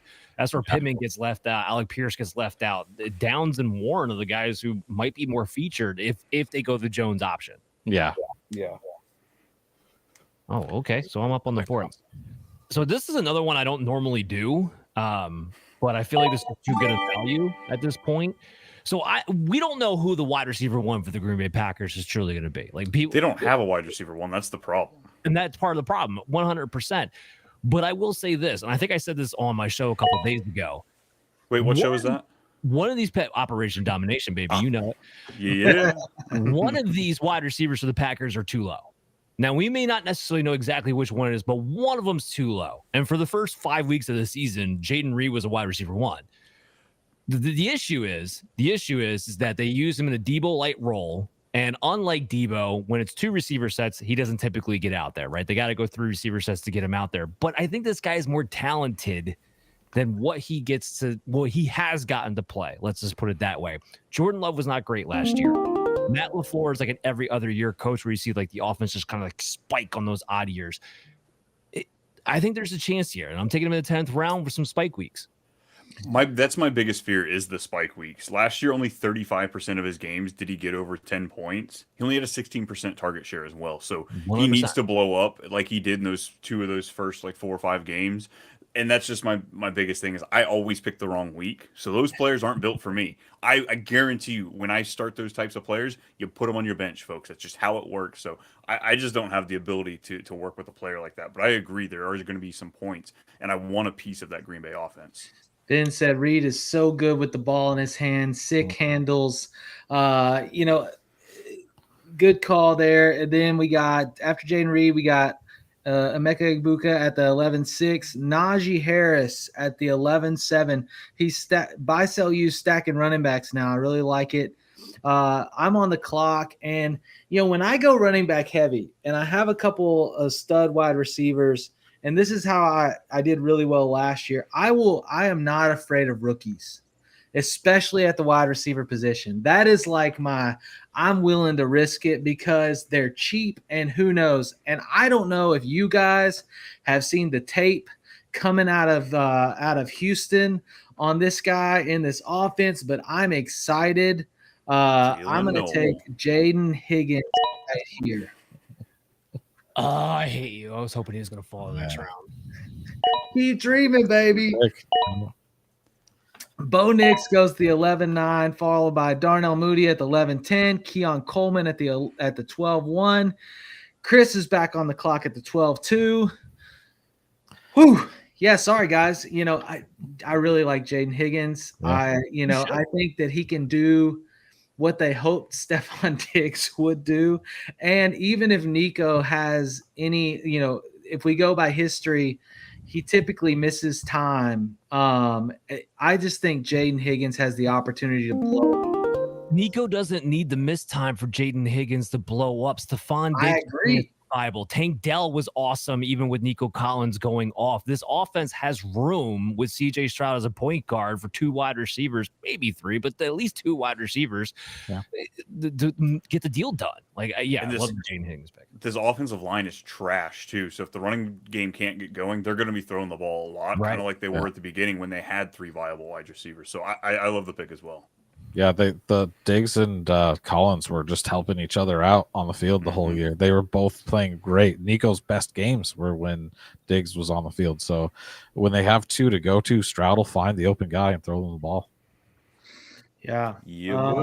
Man, this pick is there's nobody of value that everybody that I want is so far below where we are now currently in the draft.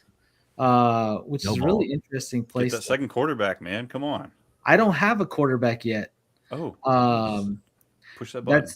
That's why I'm debating. I mean, I guess one choice you can make after what you drafted in the first 3 rounds. What are you talking about? Push it.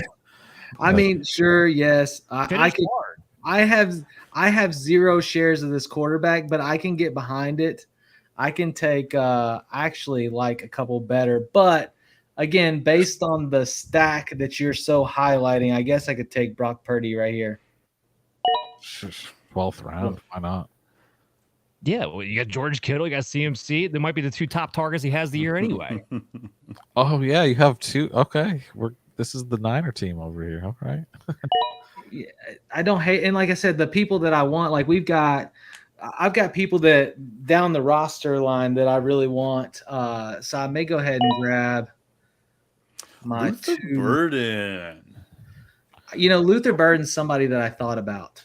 I think like where you said DJ Moore could be the Amon-Ra, I think Luther Burden can be the Amon-Ra. I think Luther Burden's a significant talent. So I like that pick a lot from Matt at Football Guys. Dan, you're on the clock. Yeah, so this is where I would, if I had an IR spot, I would take Brandon Ayuk. This is a mock draft. We don't have IR spots. I'm not taking Brandon Ayuk, but I just kind of wanted to throw it out there. This is where you take a shot on that. A guy who maybe second half of the season comes back and plays really well in the playoffs. Just wanted to put that out there. Anyway, getting back to my pick here, I'm going to take my home run threat. Again, at this point, we have our starting lineups in place. We even have our top bench guys in place that we know we can plug and play on a week-to-week basis. Now I want to take somebody who has a chance to win me a league in the second half of the year. And that to me is Bashal Tuden. No! Spicy. Okay. All right. All right. Sounds like sniped again for Brian. Brian, you had the first overall pick. You're supposed to be unsnipeable. I reached on J.K. Dobbins out the wazoo because I figured this crap was going to keep happening. Oh, man. I gotta be honest, I don't get it. I'm not like I'm not being offended. I just consensus. I don't understand the Tootin thing. There's both Tank and ETN have like very like their roles are instilled in the offense in the running game. So for me, I don't think that Tootin's a bad player by any means. I just the way that it's set up, those guys have been in the team for a while. I don't know if this is the year that Tootin does it. I think it might be another year or two. It may be not. And again, this is the lottery pick that we're talking about here. But also, both the guys you just mentioned are not part of this regime. They weren't part of the Liam Cohen regime. Bashal Tune is part of that regime. And I have not seen a guy who has a profile type as close to Jamal Charles as Bashal Tootin does. Tank Bigsby was a nice player, but it wasn't always consistent. We know what his limitations kind of are. Travis Etienne, I don't know. He looked like he was 35 years old playing out there last year. Now, I think his role as a receiver is set, but we also saw that even if Cohen were to use him, let's say in Rashad White vein, that leaves the door open for somebody. And you're leaning on Tank because you want him first 2 downs to be explosive, break off those bigger runs. Well, Tootin's more explosive. So the question is going to be the fumbles, right? Can he get the fumbles under control? Because otherwise he'll never overtake them. Don't disagree with you 100% there. But Cohen's big claim to fame, the reason why the Bucs became the 4th best scoring offense in the NFL last season, everyone looks at Baker and the passing attack. It was because they committed to the run game and it opened up all the passing lanes. Like that's what Liam Cohen's going to try to commit to for this team to make things easier on Trevor Lawrence. Yeah. I love Matthias and sliding in here with this. Well, I was gonna go with Charbonnet, and then he got snagged. So this one might be a little controversial, but I want to go with someone who's got the potential for some explosiveness. I know there's been talk about him in camp right now, but I think there's a shot that he can get some good plays down the stretch in the season. I mean, he's kind of the other version of Bashal, right? Jadon Blue. Yeah, kind of. He's just Jadon Blue's also Gibbs 2.0. Just throwing that one out. Oh my goodness, get out of here! Get out of here! Jadon Blue's Jahmyr Gibbs. We got some big claims here. I like it. No, not that deep. I'm being a little facetious, but I think he's got that that style of play, like light. Yeah, he's got explosiveness at least. So if he can not be lazy, if that stuff's true, and just like keep the ball security better, then I think he has a chance at least maybe down the road in the season to be worth something. So you got Bayshall Tootin at the 12-6, Zach Charbonnet at the 12-7, Jadon Blue at the 12-8, Tajay Spears goes at the 12.9, and Benjamin McCown saying, do not say Gibbs 2.0. Mad Scientist saying Bixby is the RB1 in Jacksonville. Write it down. We shall see. And Brian, you're on the clock at the turn, 12-10 and 13-1. What's going to happen? Charbonnet, Spears, all in the queue. I'm a big Spears guy. I think with the injury issue that we had last year, I think he's going to be a lot more of this offense. The offensive line did get a lot better. Callahan, the offense that they brought in, their second-year guy, he wants to get the ball moving more. So I was all for that. Oh, boy. At this pick, all right, yeah, here we go. I'm putting some Cleveland on the board. Let's get Jerome Ford. You know, we've got lots of situations here building around, rookie Judkins, but if the defense doesn't lock him up, someone else might. So I think I'm going to go ahead and take the pass catcher in this backfield. It's a PPR league, so give me Ford. Oh man, Did he get an injury? Isn't he like hurt right now? Yeah, he hasn't even practiced yet. It's July. We got this. Yeah, no. It is. I mean, all the players. I mean, what was Yeah, it? Mooney little. just popped up with a shoulder injury too. We've got players getting hurt left and right. Yeah, it's round 12. It makes me a little worried. I think I'd rather take Samson before. Matthiasen said, when's the Tesla pick coming? I know it's coming. Look, he's on my docket. I don't know about this league, but Kyle Pitts at 13. Give me the can pipe. I'm going to get hurt again. Let's do it. Let's do it. Hurt me. Hurt me. I'm ready. Hey, look, if you need a boomer bust shot, like a high upside play that could be a bust, but then could also be electric, it's a good take. I mean, it's tight end. Yeah. Most people in 10-team leagues, like they stream tight end. Same thing, they stream quarterback. We have 18 roster spots here, so you might get to take 2 at each position. But, I don't hate the pick. I like it. Tyler Warren going at the 13-2. And Hype, you're back on the clock.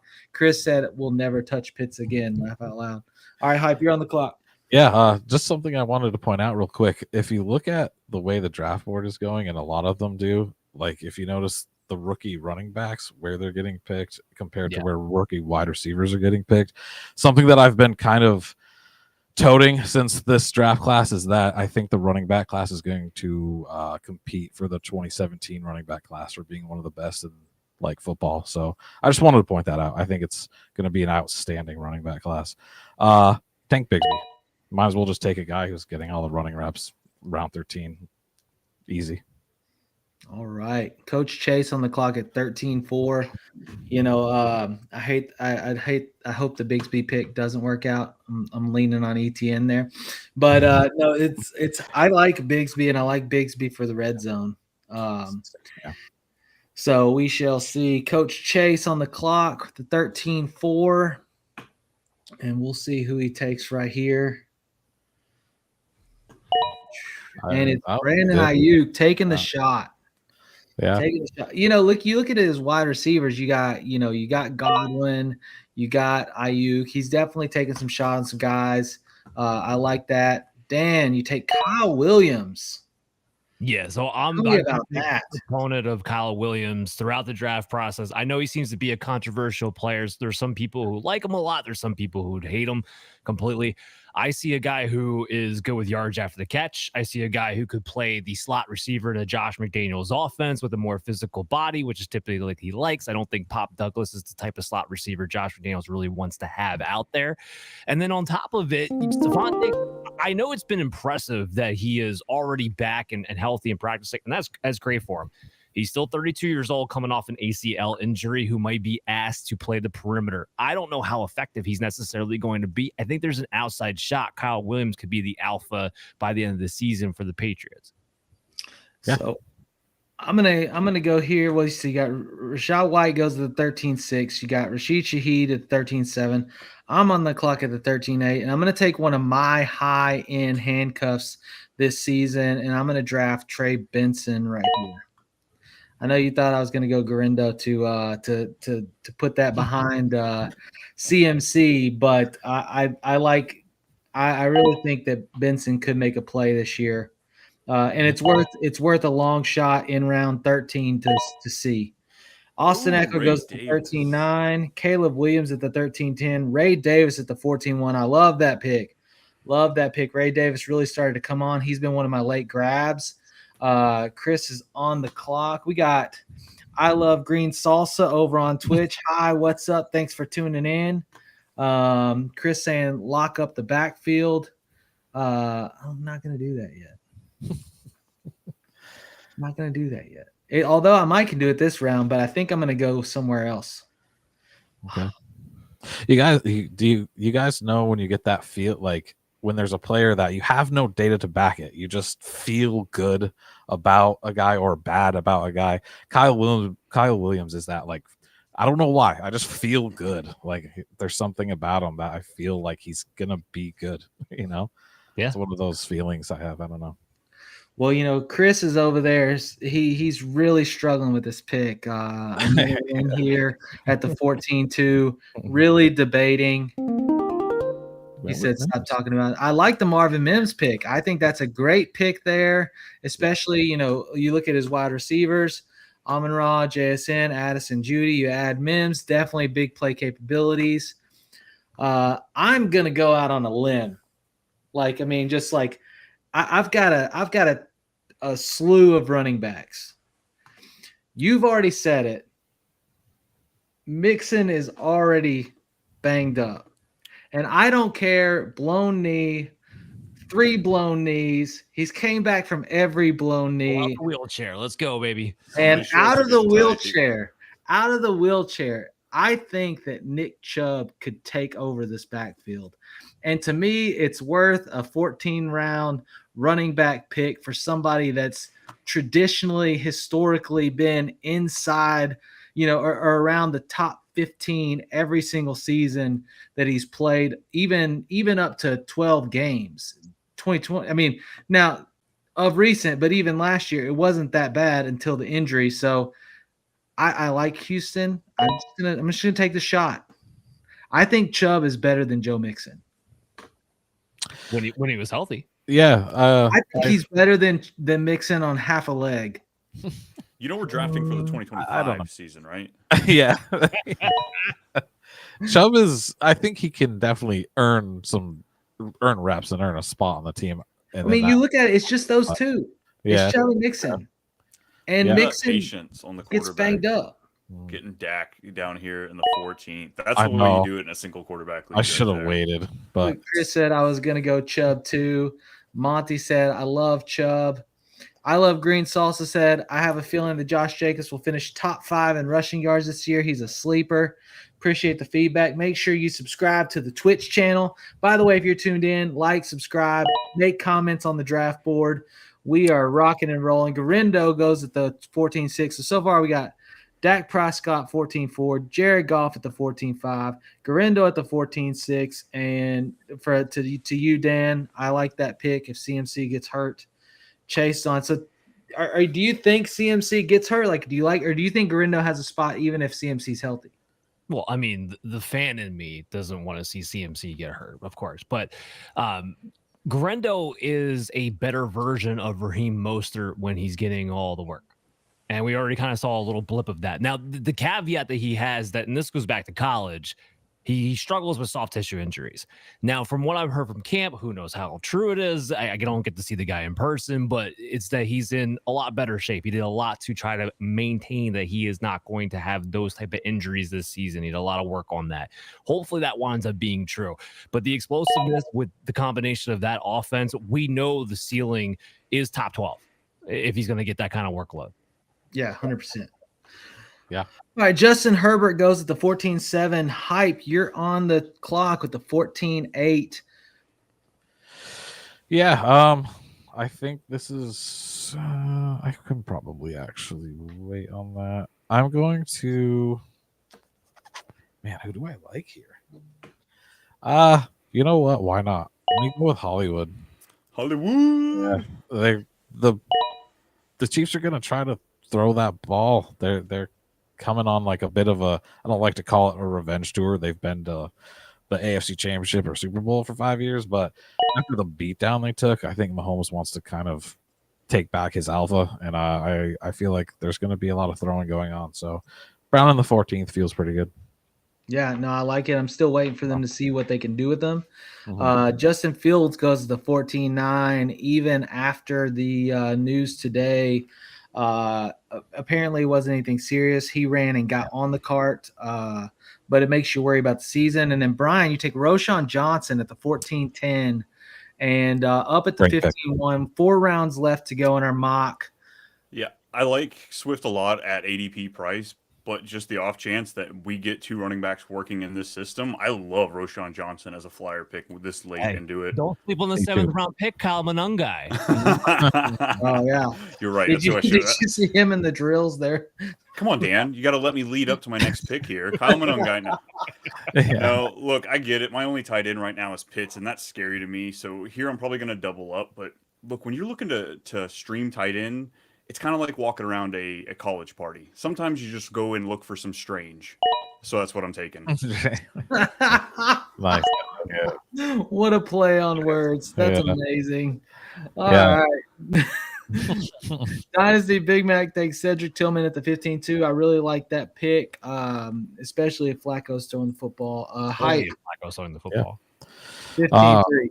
The Johnson pick's great. He unfortunately was in the shadow of Bijan, so he got an unfair shot at getting into the league because he's actually really great, man. I did some work on him back in his draft class. He's awesome, so I love him, and hopefully Ben Johnson gets to let him shine this year. And for this pick, I'm going with who I consider to be quite possibly the best handcuff. He's even got a little bit of standalone value, and it's Tyler Algier. The guy gets touches even when Bijan's on the field, and God forbid, knock on wood, he goes down. Tyler Algier is a league winner. He's definitely a great handcuff, but they did start steering away from him a little bit in the second half of the season. A big reason, by the way, why Bijan's my number 1 running back heading into this year is because they did start to consolidate a little bit around him. But yeah, I mean, great handcuff. By the way, I'm going to take another great handcuff too, and that's Jalen Wright behind Devon Achane. Yeah. So I love that. one I was hoping for that would come back to me. So look, Achane, he held up last year really well, admirable. He's still very, very small. And that offense, the only thing that was still functioning the way that we would expect it to with Mike McDaniel is the usage of the running back. Jalen Wright, with his explosiveness, he's not quite the pass catcher Devon Achane is. Don't get me twisted, but he can do a lot of similar things within that offense. So I like that pick there. Yeah, good pick. I like Wright. First defense off the board. So we got Jalen Wright's great. First defense off the clock. Broncos defense goes to Matt from Football Guys, and let's see, and it said let's get weird, and then buy sell use on the clock from Player Profiler. Pick 15-7. He already got his quarterback in Dak Prescott. Let's see if he continues to add. Yeah. Jalen Wright also, just to go on to that, something about Achane last year. I didn't even know this. He had like no touches inside the 5, and he had I think it was a total of 5, and all of them netted -3 yards, and he got 1 touchdown out of them. So I do think that them getting they got Hampton and they have Wright. I think they're trying to get some thumper in there, and I do think Wright will get a little more work this year and possibly have some standalone value. And loving it. So we've got, let's see, defense is more valuable than all these running backs getting dropped after week 1. Look, it's a 10-team league. In a 10-team league, I feel like defenses and kickers are very streamable. They're going to be my last 2 picks. If I have a top 10 defense, I'm happy, right? That's great. I'm going to get decent fantasy production. If I have a top 10 kicker, I'm happy, and you're going to get one of those. On. And we got our first auto draft. Buy sell you takes Jake Ferguson, and I'm on the clock. I am going to go here, and I already mentioned it in another show. Call me a little bit crazy, but I'm going to take a veteran right here again, and I'm going to take DeAndre Hopkins at the 15-8. I think there's a world where he finds relevance and significant relevance. Lamar, I feel like, has not had outside of Andrews, somebody that he can go deep with, and so really excited about that pick. Hopkins can, well, I mean, I guess you are building a handicap ramp. I just realized that, so That's okay. Look, I'll be fine. It's But all this is pick 14 and 15. Let me play handicap. Yeah. Chris said, Tyler, you suck, sniped again. That's fine. Blake Corum goes to the 15-9. Dalton Kincaid goes to the 15-10. Rashad Bateman at the 16-1. So just for the sake of kind of leveling out my roster here and going for, another quarterback that I can layer in with a pass catching wide receiver and a pass catching running back, kind of like I did Brock Purdy. I'm going to go ahead and take Trevor Lawrence here. I think his ADP is like way, way low for a revamped offense. I mean, he's finally got a receiver that plays cornerback, first of all, right, and can go up and catch the high balls, can catch the corner routes. So he has that in Travis Hunter. He has his deep threat. Brenton Strange showed he can be a good tight end. Like, I really think that he can do well in this offense. So, I mean, to get him in essentially the last pick before I go, defense and kicker, I don't hate it. J.J. McCarthy goes at the 16-4. Pat Bryant at the 16-5 to Matt from Football Guys. And Dan, you were on the clock. Dev said Bateman disrespect. Hopkins will own Bateman. Be real. They just paid Bateman, to be fair. And Hopkins will dunk on Bateman's head. Okay. Again, it's even at the age of 43. So I was about to just tap this because there's a certain guy here I usually take in best ball quite consistently, but there's somebody else here who I guess I just didn't realize was available, and this is kind of throwing me a loop. I really wouldn't normally do 3 running backs in a row this late, but all the Jets keep talking about is how they're going to involve Braylon Allen. Yeah. It's not just going to be Breece Hall. And if anything, so you're talking about, again, we're talking about Detroit, Tanner Engstrand coming over.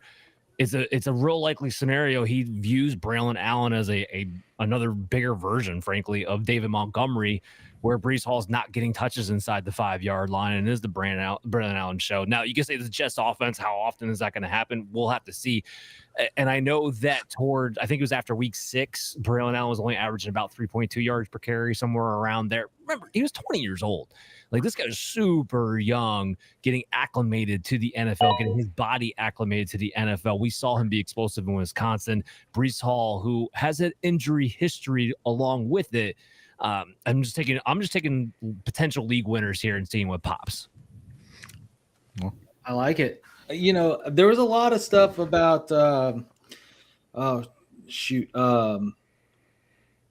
third string running back there, or Isaiah Davis. Yeah, Isaiah Davis. Yeah. A lot of stuff about him really popping in the backfield. I think it'll be interesting. I think that they are gearing up to let Breece Hall ride. And they've got 2 good running backs that they can pair that are very different players. So, well, yeah, because even the Isaiah Davis thing, right? He's still a different type of running back, so he wouldn't take Braylon Allen's role, even if that were to happen. Yeah.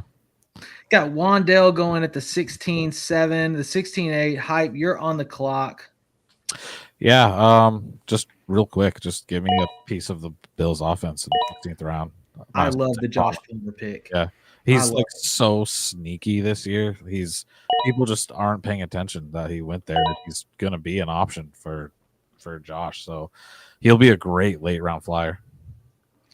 Got Dynasty Big Mac taking Brashard Smith, real sneaky, a Jerick McKinnon type player in that offense. I think that he could do really well. And then Brian, you get your second quarterback and your first defense. Now you take. So I love the Drake May pick, but I'm interested. You take the second defense. Broncos already gone. You take the second defense, and out of all defenses, you go Washington Commanders. Tell us why.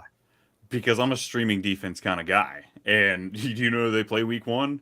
Russell freaking Wilson. So give me the Commanders. I know it's not a great defense, but yeah, it's playing the Giants. So their implied team, they're not going to get 3 touchdowns. Their team total is under 20 points or under 21 points. So yeah, give me the Commanders, and I'm sure I'll end up dropping them the following week when they play Green Bay. All right, Seahawks go at the 17-2. Greg on the clock.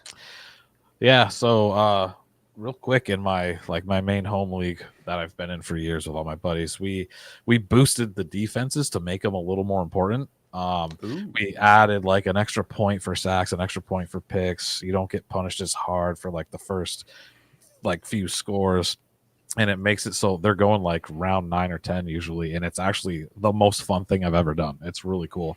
It adds a different layer to the league. But anyway, the pick that I'm gonna go with here is going to be the same thing with the streaming defense. San Francisco. You don't really have to, though. They have the easiest schedule, so why not just take them? All right, San Francisco at the 17-3. You bum. Yeah. Everyone talks about their easy schedule. Get their defense. Yeah, starting off against Chase. Seattle and then New Orleans. Yeah, I love that opening schedule. Yeah, same. He said, I like that. Matthias said, I like that guy's league. He loves your league. Yeah, it's so much fun. And like kickers are like a big deal. We haven't changed their points, but it's this running thing in the league. It's a lot of fun. We have a good time. Pittsburgh Steelers go at the 17-4. So we're seeing a defensive run. So people are valuing defense over kicker. I'm curious if it's going to shift at any point here. Dan, you're on the clock at the 17-5. And you take kicker. Speaking of, Brandon Aubrey, first kicker off the board there to Dan. Like that pick.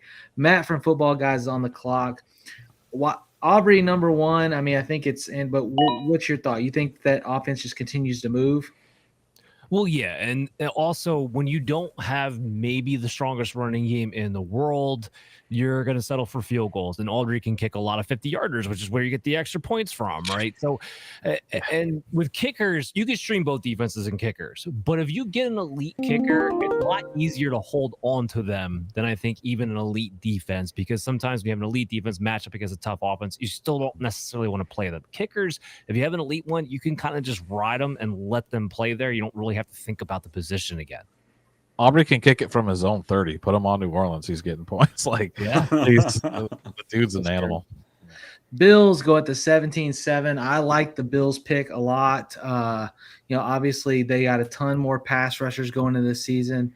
Right here at the 17-8, depending on who's available, it's usually an internal debate for me on who I like, somewhere between Houston, Detroit, and Philly. And Philly's young defense, not losing. I feel like I've got to go there. And then the next tier for me would be that Houston-Detroit arena, but I'm going to take Philly here.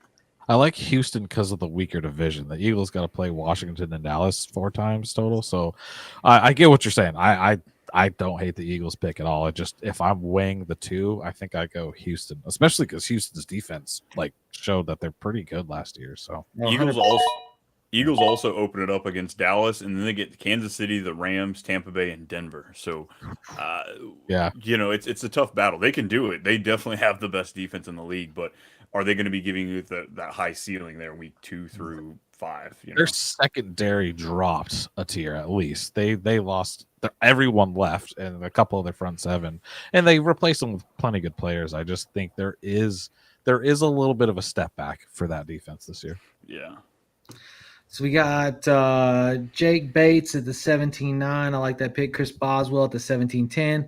Rams defense goes at the 18-1. Sneaky. Chris on the clock at the 18-2. It looks like he needs to take a defense.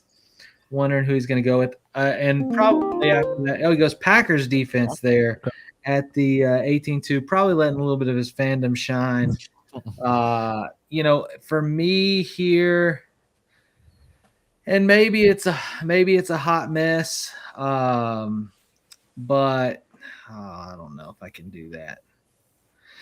Kicker's probably going to be something that I'm going to move around and definitely going to stream. But in the beginning, I like to get a kicker on an offense that moves the ball because I want consistent opportunity to get in kicking range. And, so he's been very good, automatic for a long time. I'm just going to take Butker there. I know that I'll get decent points. Jake Moody at the 18-4, and Matt from Football Guys is on. Like Chris said, go Pack, go. They were number 4 defense. Sneaky. Yeah. Tyler The Bass. The Rams are like, they could have a number in fantasy, at least a number 1 defense. They are so quietly good that people aren't.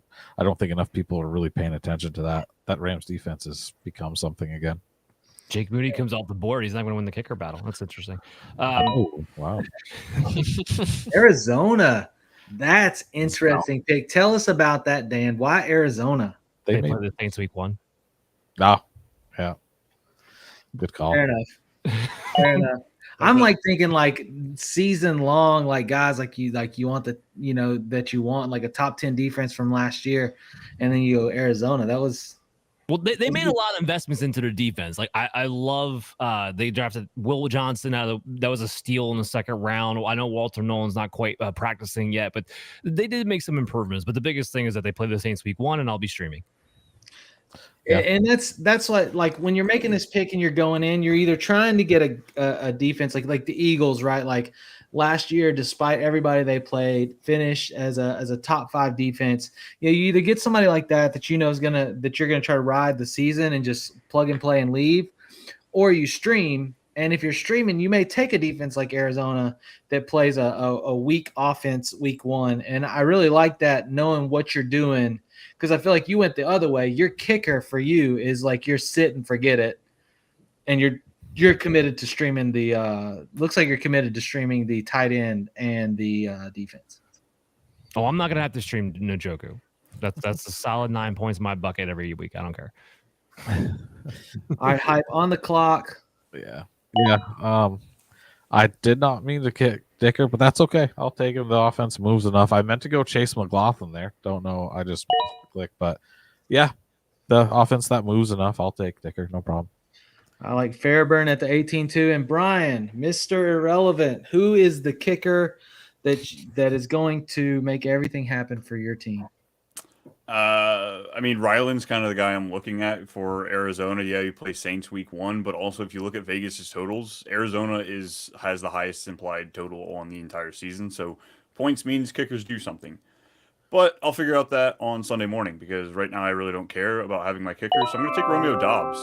I said I wanted a piece of the Packers, and this being PPR, this is the guy that's out there when there's 2 wide receivers or 3 wide receivers. So I'll figure out who I drop on Sunday morning, pick me up a kicker. But at this point, when I draft this early, I don't really like taking my kicker in defense. You're breaking the rules, Brian. It's a mock. Yeah, we're not on ESPN. They don't force you to take that. Yeah, I learned that rule on ESPN on Wednesday on that draft. Hey, look, Chris loves it. Got some Dubs love. Make sure you hit the like and subscribe button. We're going to quickly kind of go through these rosters. And let me flip over to the where we can actually see the roster. So we'll start with Brian. So Brian, obviously without the kicker, but it looks like a starting lineup: Kyler Murray, Bijan, Chase Brown, AJ Brown, DK Metcalf, Kyle Pitts, James Conner, Jalen Waddle, and then with the ability to put in Travis Hunter, Stephon Diggs, Ricky Pearsall. So there you go, roster 1. Matthias said no kicker I'm fine with. I also like taking players to put in the IR slot right away. Dan talked about that with Ayuk. Chris said had a great time. All right, then moving over to the next up, Hype. Oh, wrong roster. Hype. Baker, Gibbs, Bucky Irving, Devontae Adams, DJ Moore, McBride, Pickens, Olave, Dicker, San Francisco, and you can kind of look at that bench there. Definitely some potential players there. I like that. Man, the running backs make me happy. Yeah, it feels good.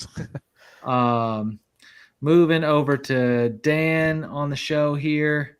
Got Jalen Hurts, Genty, Walker, Nico, Ladd, and Njoku, Swift, Flowers, with the ability to pop in a Javonte, a Reed, a Juwan Jennings, Kyle Williams potentially there right off the cuff, like that roster. And then the floor of that team is really good. He has a good floor. Moving over to my roster, you got Purdy, McCaffrey, Kamara, Brian Thomas, McLaurin, Kittle, Travion Henderson, Pollard, Butker, with the ability to kind of switch out that flex to Kelsey, ETN, Higgins, Golden, or even Chubb Hopkins, who could start towards the beginning of the season. You guys let us know in the comments which roster you like the most. Guys, what do you think? Even if it's like one of the other drafters from the the draft, is there any teams that really like stand out to you? The highlighted guy there, Johnny Main, him getting like starting with Henry, getting Cortland Sutton in the 5th, Ridley in the 7th is.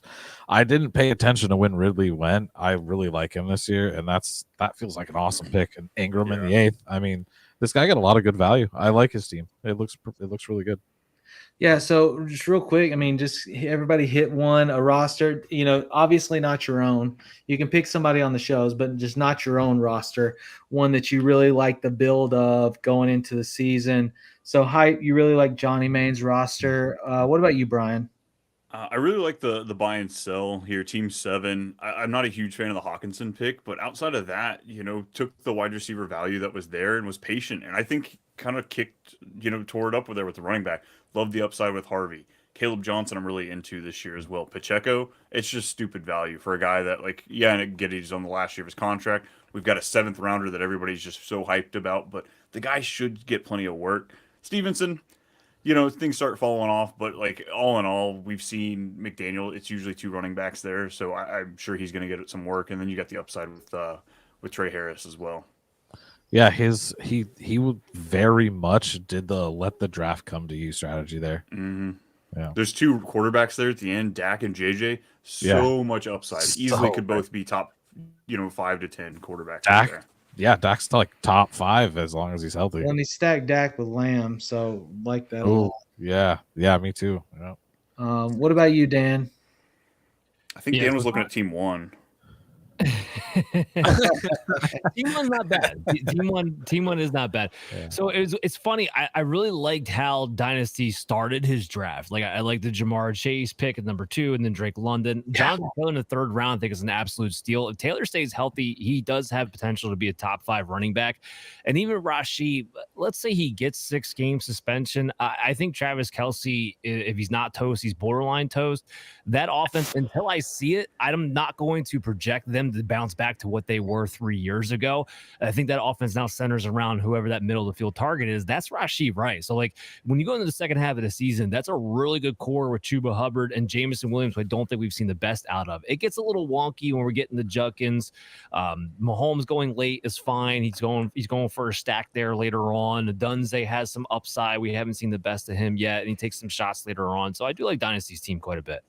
Yeah, the 11th round Kraft is a good grab for that team, and yeah, he can wait on Rice with JMO being there. So yeah, that's a good team. Awesome. I think everybody had a good balanced roster in this thing. I personally freaking love my roster. I think that this roster is going to bring a ship, but that's just me pumping. Really good, or it's going to get really old really fast. It's going to be in the hospital, or it's going to be the championship. Look, this is redraft. It's all grandfathers and grandchildren. I feel like in redraft you can't be afraid of age, but I also balance. It's like you said. It was like 30, 32, or 20, 20, 23. Yeah. But I mean. I'm excited. If I drafted this team in my actual redraft league, I'd be pretty pumped. I really do like buy, sell you as far as the wide receivers go. I like Johnny Main's team. I think he really got some good value. Mm-hmm. Like, he got Derrick Henry, Breece Hall. Amarian, I think, is more – I think it's going to take a little bit longer, but he doesn't really need him to do immediate killer production. Mm-hmm. But then you got Malik, and then he did a really good job grabbing, value players like Cortland Sutton, Calvin Ridley, Pittman. I really like those picks. Yeah. And even in the show, I love Brian. I love yours. Bijan, Chase Brown, James Conner. You get AJ Brown. I don't like DK Metcalf, but That's nothing. It just is me. It's a personal thing. But Waddle, You didn't Hunter, snipe me, I wouldn't have to do this. But you know, I think Hunter could potentially have a lot of touchdowns this season. I really like that. I like Kyle Pitts high upside, high Gibbs, Irving. I think it's a great running back combo. You grab definitely, I think, what a top 5 tight end in McBride, and then Adams. Don't love DJ Moore. Love Pickens. I think Pickens has a huge season this year, and I mean he's already been tearing it up in camp, and he's. I just think like it's like the David Montgomery Gibbs, like you get the Lamb and Pickens. It's like such a good duo. Yeah. Like there's two good alphas on each side. Throw in somebody else in the slot that can kind of move around. I really like that offense for Dak. Probably the best wide receiver group he's had. With Pickens there. Tyler, your team, if like some of the ifs are answered in the right way, is actually insanely good. Like if McCaffrey stays healthy, you got Henderson on the flex. Like that's Kittle. I mean, Kittle's you have actually a pretty stacked team, to be honest. Look, I'm good with if, and then Dan. I'm good with same thing, dude. I am like you've got to be able to risk it. Like you know what I'm saying. Like you can take the floor plays, but you don't win with the floor plays. Scared money don't make money. Right. Like and these players, like you got like some of these players that you're getting so late at value. Like give me a D-Hop or a Chubb. Like you're taking dart throws there anyways. So why not dart throws that have shown they have the talent, whether they're coming. J.K. Dobbins last year. Like last year, I lost Christian McCaffrey. I took him in majority leagues. I lost Christian McCaffrey in the beginning of the season. You know who carried me through the beginning of the season while my rookie receivers got going? Freaking J.K. Dobbins. You know where I drafted J.K. Dobbins? Like the last pick of the freaking, draft. Like he was free, And so like these players, whether it be a bum knee or whatever, and with Chubb, he's already come off a bum knee before. He did it in Georgia. He came on, he got hurt again in the NFL. He came back again. Like some people just can do it. His knees are just about gone. And Mixon's so much better. Like Mixon's so much healthier and so much of a difference maker that Chubb can't.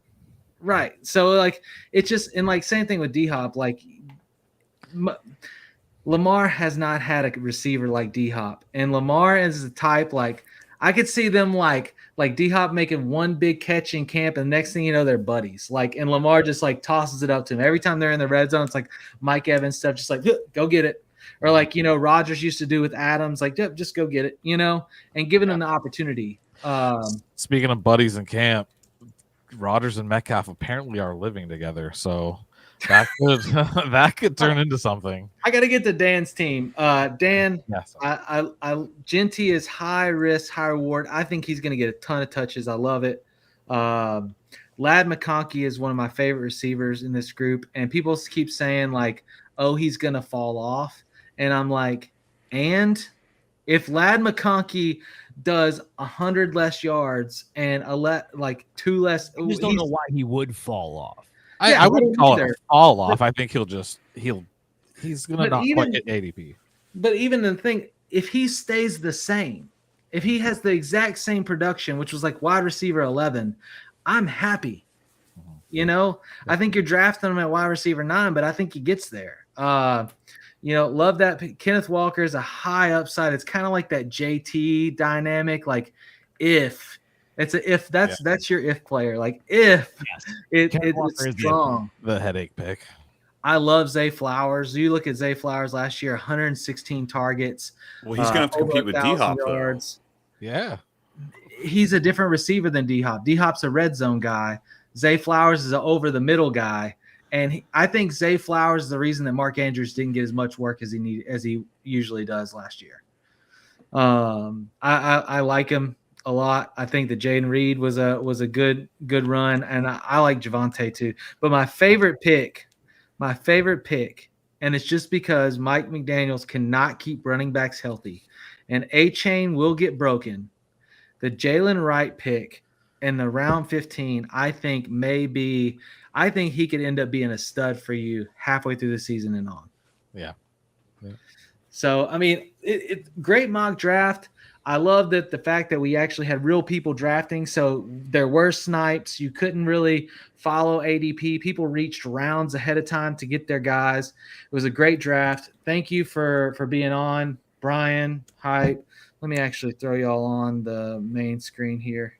If you would, just kind of let people know where they can find your content. And then we'll wrap this thing up. Go ahead, Brian. Yeah, mine. It's Too Much Fantasy Football is the show. You can find it over here on the Fantasy Football Advice Network. You're looking for me. It's at @too_much_Brian on X. Too Much Brian everywhere else. Yeah, Dan Mater, Operation Domination, all over your podcast apps, everywhere on YouTube. Make sure you download us and subscribe to @FFAdviceNet. Nice. I was watching some Operation Domination. Dan has that voice. You got got the voice caught. for it, dude. Yeah, he's got the voice for it. Yeah. It's just Hype FFL on X and the Fantasy Advantage on YouTube. That's where I do everything right now, but hopefully expanding soon. Yeah, looking forward to that. You guys know me. I'm here every week. I'm sure you're tired of seeing this face. Joe will be back next week to counterbalance that and provide a little bit of flavor. But thank you again for tuning in for our 2-hour mock draft. Hope you enjoy it. We will see you next week, 9:00 Central from the forum. Good night and good luck this year. We hope you win your home leagues. See ya. We are here. We are here. FantasySportsAdvice.com, offering the best fantasy sports social media platform. Why join endless Discord communities or the trolls of Reddit? Fantasy Sports Advice is a community designed to help you win with 24/7 support. Go to FantasySportsAdvice.com and become a pro member for unlimited access. Again, go to FantasySportsAdvice.